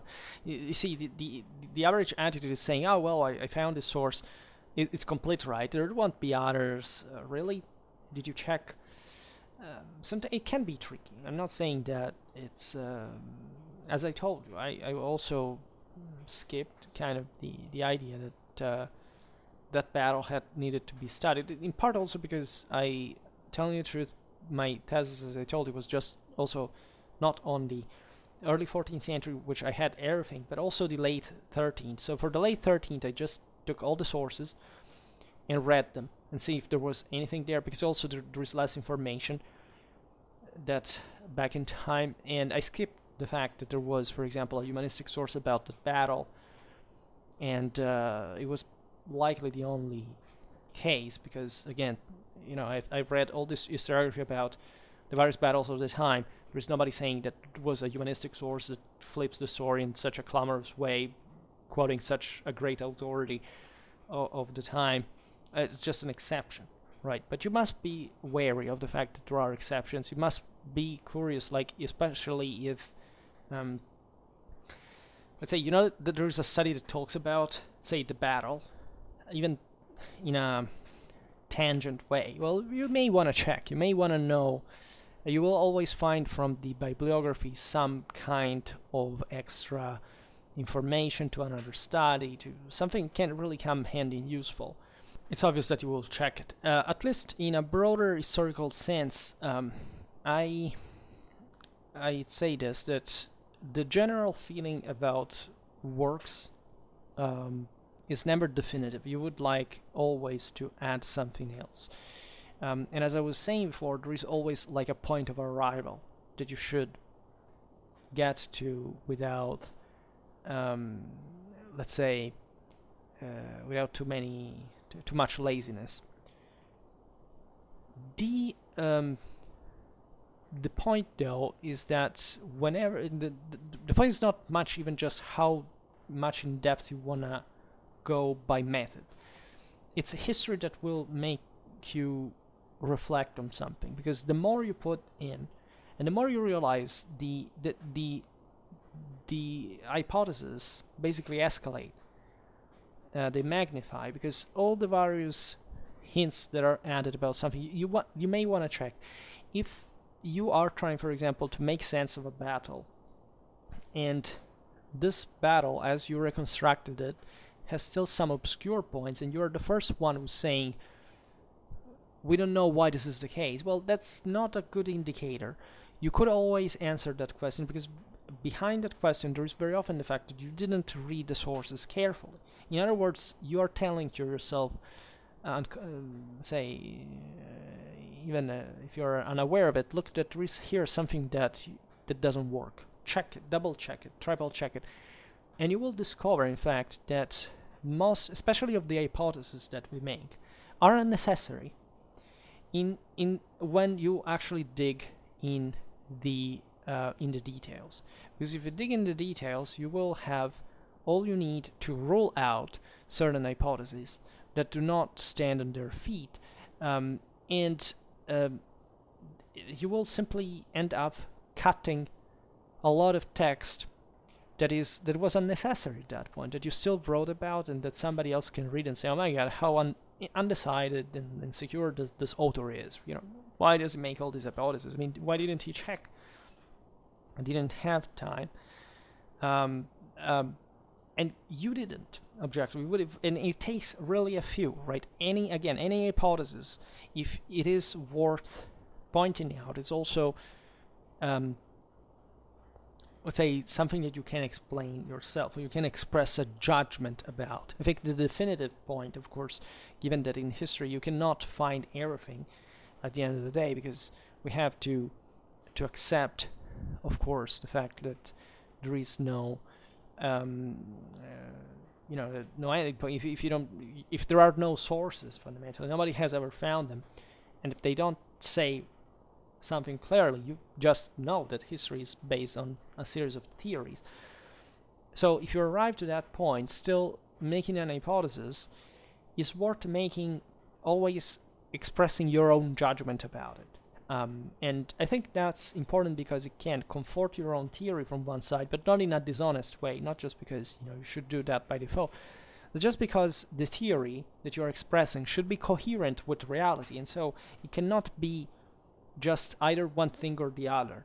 It must be necessarily, we don't know, but I think it's likely this way, because it makes sense with these other things that we know comparatively, and we can express it in that way. So this happens, this is a very advanced stage, let's say, of the research, when you're actually cementing your positions, and you're trying to essentially to make your army withstanding the blows of the battlefield, to remain intact according to that. And so there is also another indicator, that is the same historiographical advancement.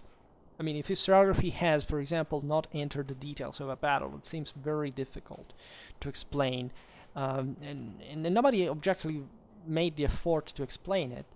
Well, you know that even though you may be, again, struggling with this kind of problems that you didn't check the sources yourself, if you have gone far beyond historiography, of course, on an actual sound ground, you can sense the fact that you're still like, the explorer that has entered that virgin land where nobody has ever been. Except always be wary of historiography, because in a good as in a positive sense, because while there are lots of bad examples and prejudices in historiographical works, at the same time they also tended to cover, especially if you are a neophyte, much more things than you did. In fact, you basically learned through historiography at the end of the day, whether it's sources or studies. So you have to stay humble and say, okay, did I really check everything historiography right? If no, you should be worried. You should think that even some things, especially when you reconstruct them your own way and they do not match with what historiography said, maybe because of the fact that you didn't know some things that historiography said. And it was the case for me with that battle, for example, and that's where I corrected the thing. Went far beyond historiography, and I could really criticize it, because when I controlled every single source, every single study, and I also came up through you see, what this world method and work gives to you is the sensitivity to evaluate and judge correctly even those things that seem pretty obscure. One of the first things you notice when you realize an author doesn't know what he's talking about in your own field of expertise is that they express extremely naive misconceptions that you have already been through before. And so at that point you can easily judge, because you already know what the problem was, and if this person is not even quoting correctly. I found some studies that didn't even quote the sources that existed, and that's when you can say, look, why didn't you quote the sources, and say how inadequate in fact historiography really is.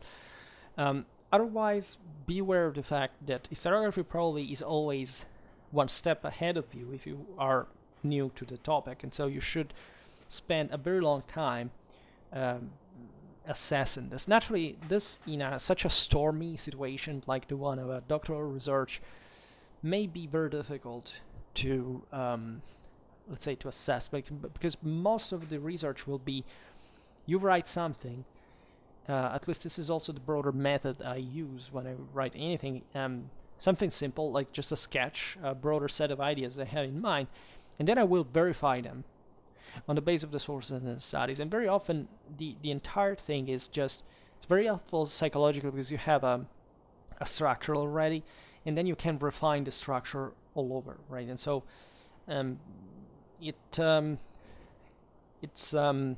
normally this continuous correction of your own work that makes your own work in the end, rather than an addition, a positivistic addition to it. This is Popper practically, the philosophy of science and technology and improvements. And so it's always like you should always pose yourself in the condition of never kind of blaming too much if you haven't done anything better yourself, or if you haven't produced yourself as much, if you haven't gone as far as others have.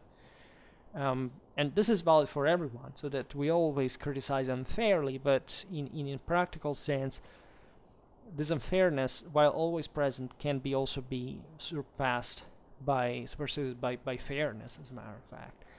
So there's nobody owns the truth, but still somebody comes closer to it in absolute terms than others, and most of it has to determine who does, right? And you understand on such theoretical ground, it's often hard to actually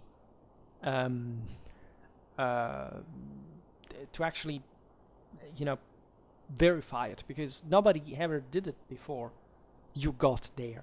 And in this sense, it's this is also what fascinates, I guess. Well, you think that the historian is a bit like an explorer who discovers things. It does feel like that. From the other side, I think that's the let's say not maybe the most satisfying part necessarily, but also the funniest part, in a way, that you actually get in some realms that you didn't even realize they were out there, and that others thought to have found. Instead, they didn't know as well as you were you're coming to know yourself.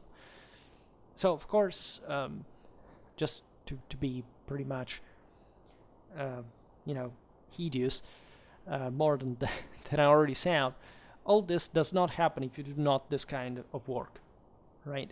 You cannot flatter yourself and say, oh well, now I will open an internet article, and so I will understand, I will be an expert about this whole thing. It doesn't happen like that, because experts, in order to become so, are the ones who are able to see this. You can even read their work, but you will not be able to see what's behind that. And so you may easily read something, but also not understanding it, not learning it, not studying it, not understanding the implications of that statement, and you will just must tend to make a sort of paste and copy of the whole thing. And so, of course, sometimes, especially in disclosuring works, we all rely on unverified information. At least, you know, we trust others in the expression of these ideas. But at least, you know that there is some level of knowledge that can be easily handled, even if it were kind of temporal. I mean, you don't have the actual evidence for everything you say, but you can easily say, okay, well, I understand maybe where the source is. I think that the information provided is reliable. It makes sense. I can even criticize it along the way, and I will present it to others. And I think that's as such. I mean, and so I think that's very useful as well, because at least you start talking about it and you trigger this broader system of criticism, which can help others to refine their own work. We all do it, right? And I remember when eventually my work was corrected, was the great expert military history, medieval military history, at least in my country, and especially specializing in that same era I do. He said, well, out of this work you will be able to make, I don't know, 3 long articles or 3 short books. He said lots of other interesting and kind of shocking, also negatively speaking, things that made me understand he didn't get much, the work per se, but I can confidently say that rather than 3 long articles and 3 short books, I could easily write 30 long articles or 30 short books about that single topic that my thesis addresses alone, right? And even actually much more. So even from that guy's perspective, and again, is in theory the one of the greatest experts, I realized that he doesn't know so much actually about that specific field, because he's the best in here about those that topic, but not because he's particularly committed in it. Actually, he comes from other fields of expertise that he also manages and that I don't know anything about, so I don't know what he can write about that, but I surely will not tell him how much he can produce about it without knowing it. And so my impression is that, of course, knowledge is underestimated always. That there is hardly any point of arrival where you can say, well, knowledge is exhausted.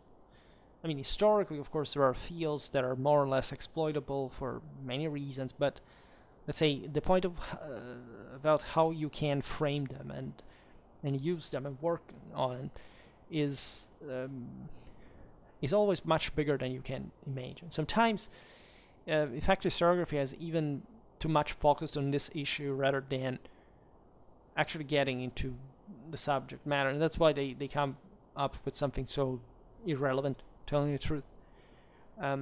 But starting doctoral research requires necessarily this awareness, which is, if anything, that you will never be over, that you will never finish really what you're writing.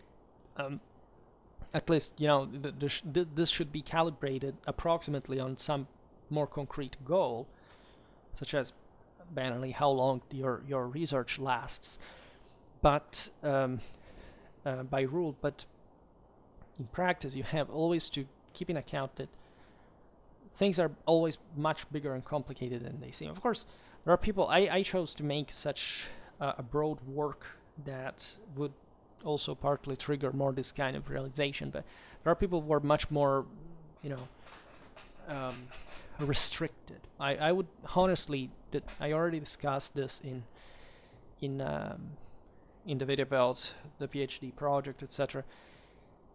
If you are one of those people that really wants just to just to get a doctorate and to get it over with and just going on with their lives and doing else, or have this more flexible idea of what to do or not to do, the best is picking, of course, a smaller topic, because I have manias of word domination, but I guess the average person doesn't, and also they require these titles for much more practical, much more contingent purposes, at least put it this way, because the entire point of this video is showing that there is a massively practical dimension to this, and that you just have to dare finding it out. But like, if you have other things to do, if you have other priorities, this is the point, I guess. Yes, of course, you should be into something more modest, and that depends also on the topic choice that, as I told you, is not really, we cannot compare it because everybody does something different. As far as I'm concerned, I would have liked to have already that method laid out in front of me at the time. I would have liked to have all those sources and articles and filling my hard disk with the most imaginable type of details of stuff.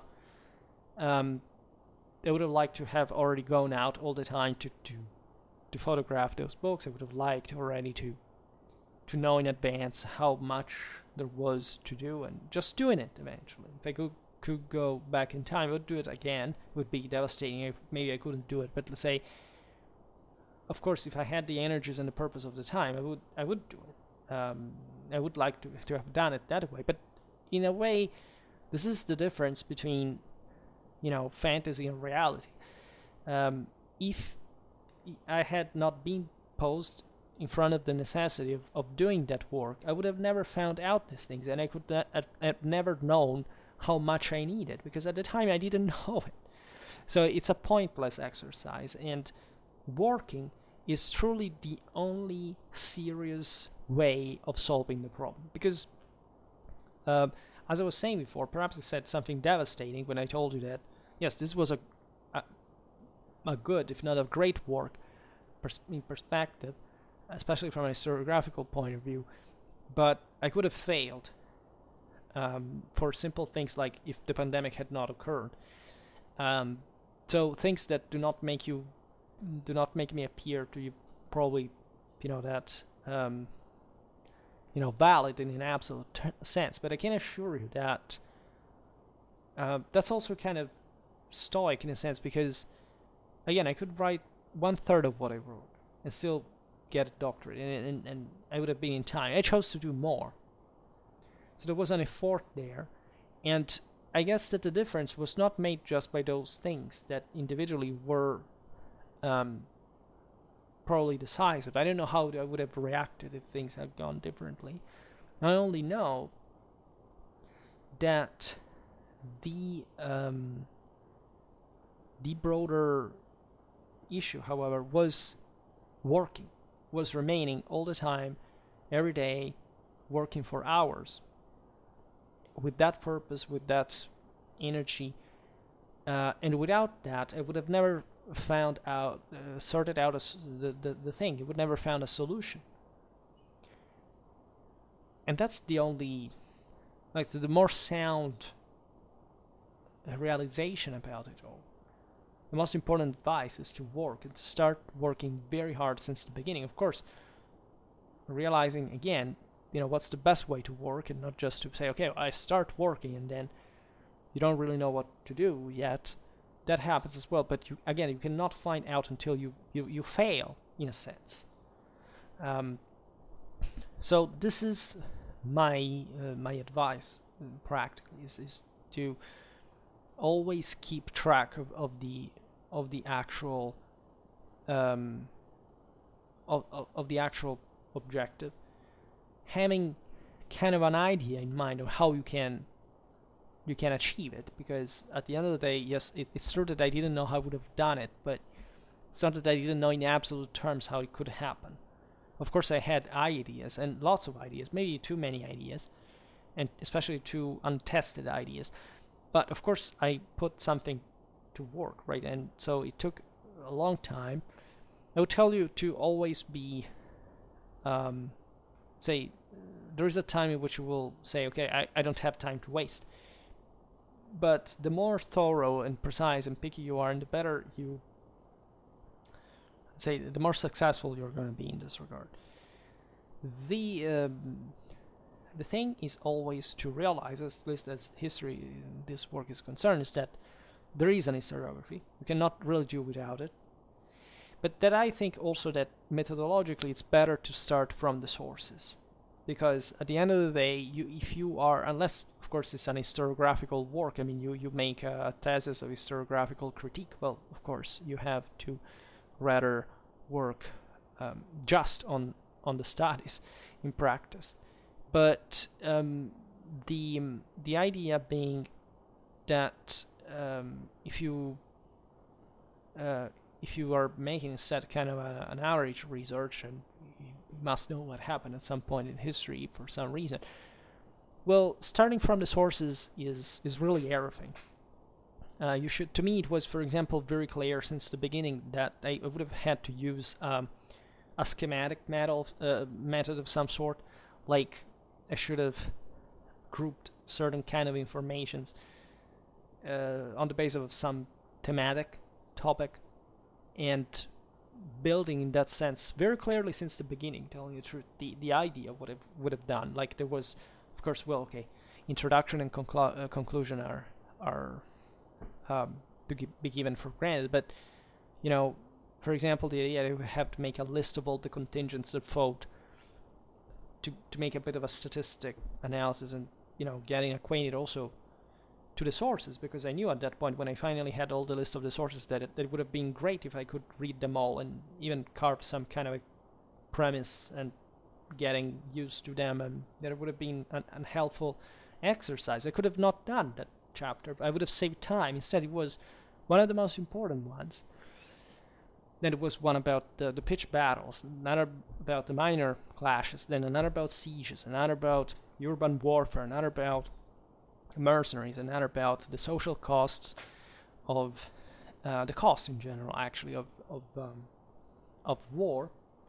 But it came out like a hell of a work. Like, at least one chapter or two I didn't know whether I would have inserted, like especially the first and the last. But the body was quite clearly outlined very early on. Now, I always know methodologically that was the right choice, and I had to start from there. I mean, in embryo, what I would have eventually done was there since the beginning. Just I didn't know it. But I realized at the end of the work, the end of the doctorate, that actually I managed to do what I hoped I would do in the before starting the doctorate, in that in the first year I had come to doubt immediately, because I said, no, there's no way I could. And at the end, I had done even more than what I had previously hoped, before even meeting with those difficulties. So that was also a very impacting realization, because I understood that not just this was an incredible, say, work and fortune that the work that I made and fortune that I had, but that when you have an advantage, you have to seize it and capitalize upon it, right? You don't just have to adapt or to keep things there. You have to have an aggressive, offensive attitude. If you give up on the offensive, you give up essentially the initiative to the enemy. You're done for. You cannot let yourself be brought down under, right? And so it is a struggle, because, as I was saying before, there is a sort of cloud looming over you, but you will eventually dispel it. You will fight hard, and you will actually get even more than you think, and you will have acquired in the process much greater aggressiveness and offensiveness that is is necessary for any kind of endeavor, and you cannot absolutely give up on if you really want to even hope to succeed anywhere. In fact, what I really observed also in other people's researches that I really didn't and couldn't naturally understand as well as the authors did, is that however these authors were fundamentally unconfident. I think truly this the true problem was not that they weren't, for example, competent enough, or that they didn't have a specific, again, scholarly experience. As I was telling you at the beginning, frequenting,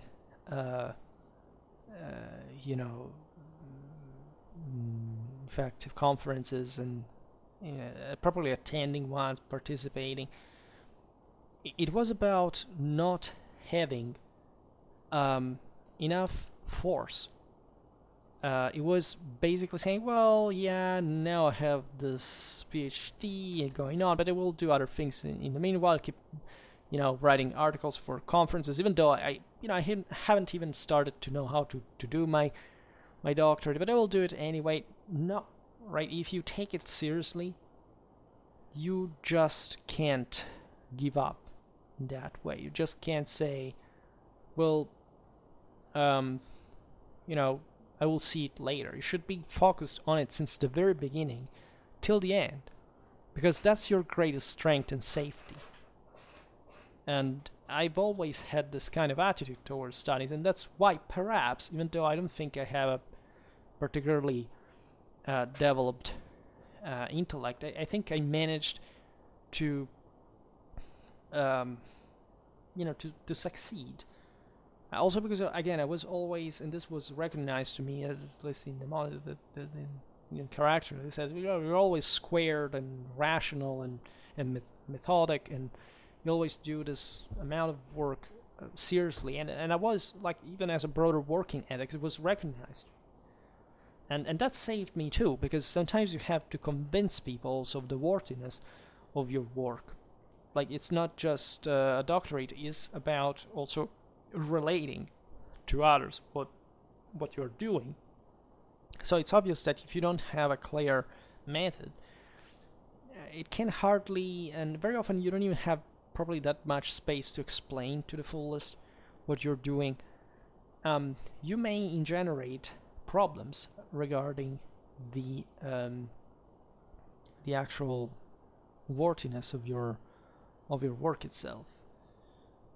This often happens to, I've seen it, and there are more or less indulgent individuals that are to evaluate you. In my case, it was a bit of tension because, if anything, the previous year there was a colleague of ours that arrived last year, and she came up saying, I can't finish in time, and so the whole department was paralyzed by this. And they didn't. I was just the next year, so nobody wanted the thing to repeat, and I was a bit more harassed than the usual. But at the same time, I'm not really the type who gets more, let's say, treatable if gets, distracted from this kind of broader struggle, because, But I understand them too, because I realized that they didn't know and that they weren't in my head. So that's actually something that everybody can relate to, that what you have in your head is what you have to go with. Because even if others understand you, and especially when they don't, you're the only one who can pull himself out of trouble. And if you enter the right mentality, that fundamentally your accomplishments are the ones of somebody who wants to achieve very precisely, very specifically what you really have in mind, well, you do not have that kind of waiting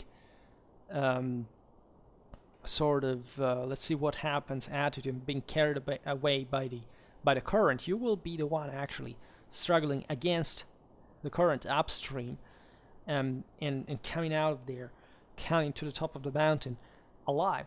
And that's, again, the only thing that will make the thing done. There's a video that I made recently that said that civilization rests solely on very hard work. This is absolutely true. There's no other merit outside of succeeding that you can appreciate, right? You can even try and fail, and if that's what was your best, of course you can say, well, at least I tried. But at the same time, that's still a lame conclusion, because the question is, what do you know what your best is? Like, if you are a true human being, like, your best should be in potential divine. So why should you give up on anything just because at some point you fail? It will be hard to fail. It will bring you down. It will tend to make you kind of more fatalistic and passive towards life.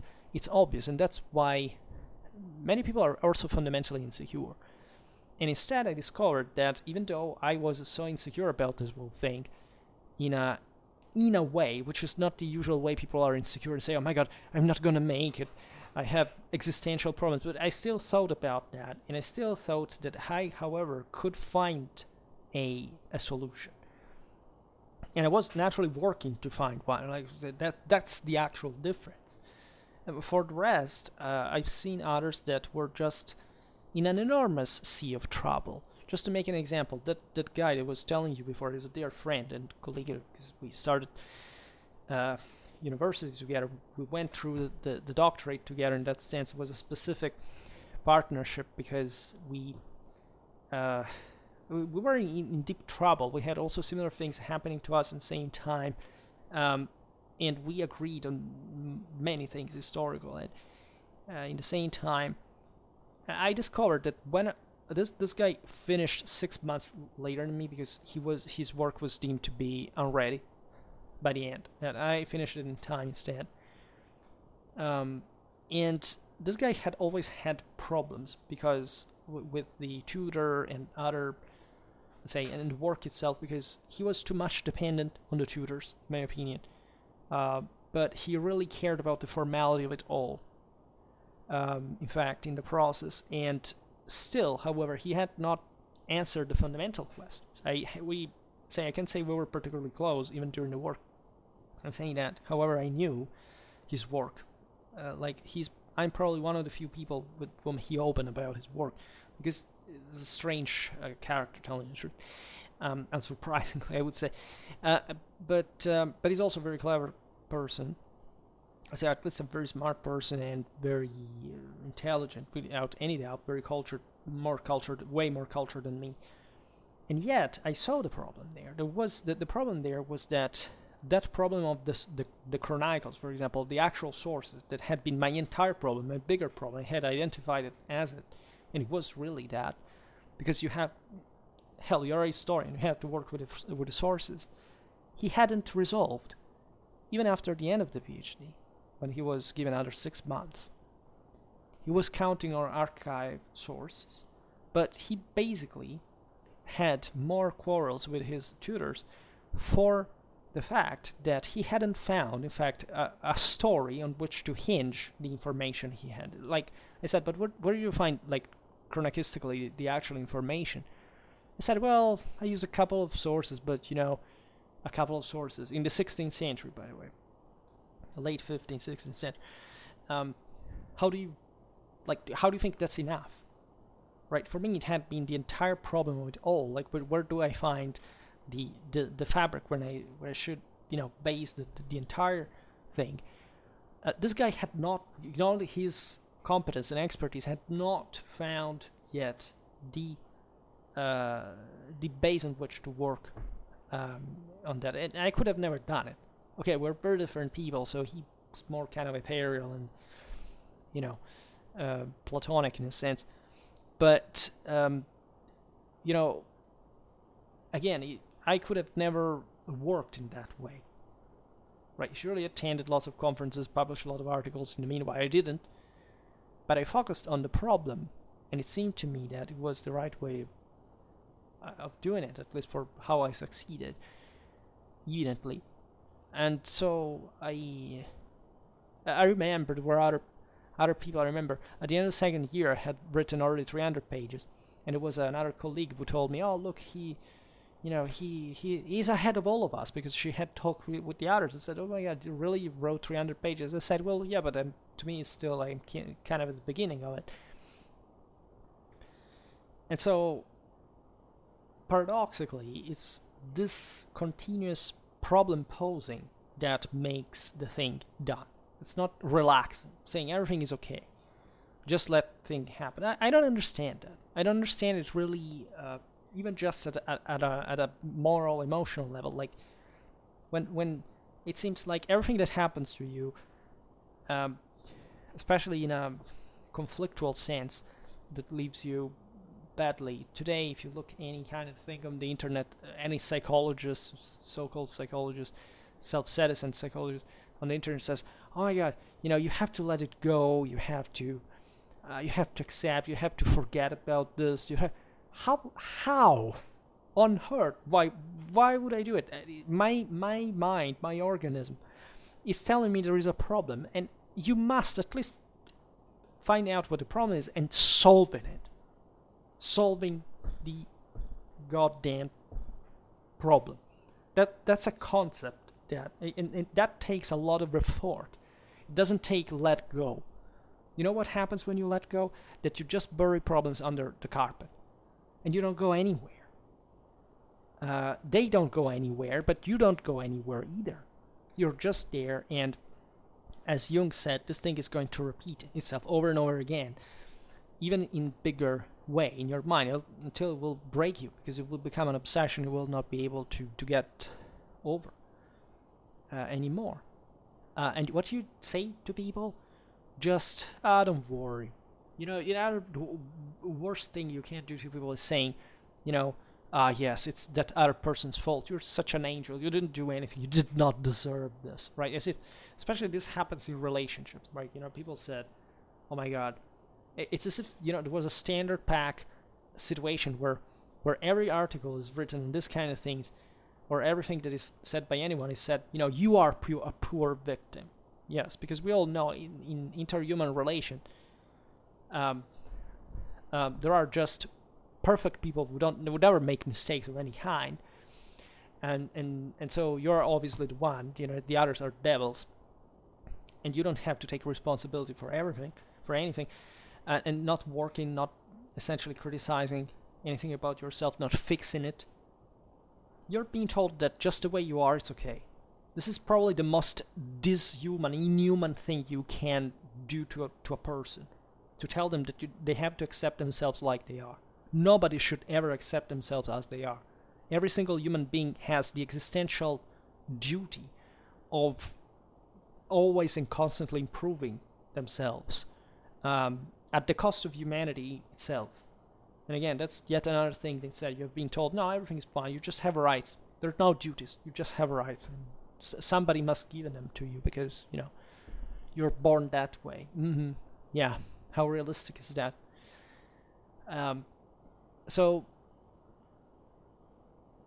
this was my experience. I must say I describe it as a very brutal one and difficult. It was difficult. I must say it was challenging. At least it was demanding, right? Some people would say maybe it was terrifying, but to me it wasn't, because I got habituated to the necessity of it. So it didn't seem anything strange. After all, it was just born out of my head. I wanted to do this thing. I put myself in trouble, let's say, and I got myself out of it successfully and accomplishing what I wanted to do. So I don't see the problem, really. Not anything is a tragedy, or it was very demanding. It costed a lot, again, also in other terms, but let's say morally, you will feel the cost. You will feel you have aged in a sense, but you have also earned more, and that's arguably, that will make you be in a better place than you were before. So that's what I think I gained. And I think that it's one of those experiences that everybody should be brought to do. And that's what I was talking about, the idea that education is necessary at those levels, because if this is literally the best thing that you can do formally, and the doctorate is the highest international academic recognition, well, the question is, is it just this? Of course, then this should open to the rest of your life working with what you have learned, and so there you will gain hopefully even much greater expertise. But the question is, this should be the breaking point, the one that expands everything to a scale that is unprecedented in your mind, and in fact elevates you literally at another level.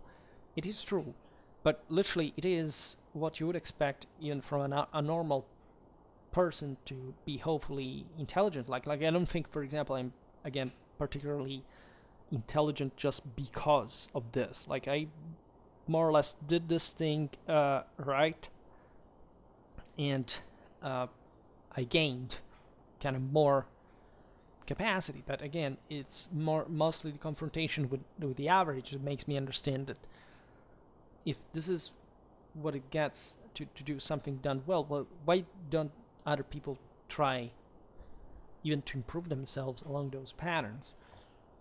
Not necessarily doing this, but let's say at least recognizing that they have to make an effort. Many people try to improve themselves, it's just that they have their own idea of improving themselves, and that very often doesn't really lead anywhere. And that's what I think is dangerous, but it's the same reason for which you have to respond to that then, if they will not address the question. That's also why I started making these videos, and hopefully interesting someone in the topic. Now, there is a broader set of questions that we will analyze at some other point. I will go on with the series here, because we have to literally talk about the entire research, and it's very complicated without these premises. So we're still at the beginning. We'll talk also about more moral issues, strictly met, like how do you handle... I talked about motivation already, but let's say how do you handle even certain, let's say, relations in the meanwhile? Like how do you convince others of what you're doing? How do you see this in your personal life, and what is this leading you as a person? But for today it's enough. I just hope that you enjoyed this video. If you did, please share it. Otherwise, leave a like or subscribe to my channel if you're interested in my upcoming content. And for now, I thank you heartily for listening to me. I wish you a nice time, and see you next time. Bye.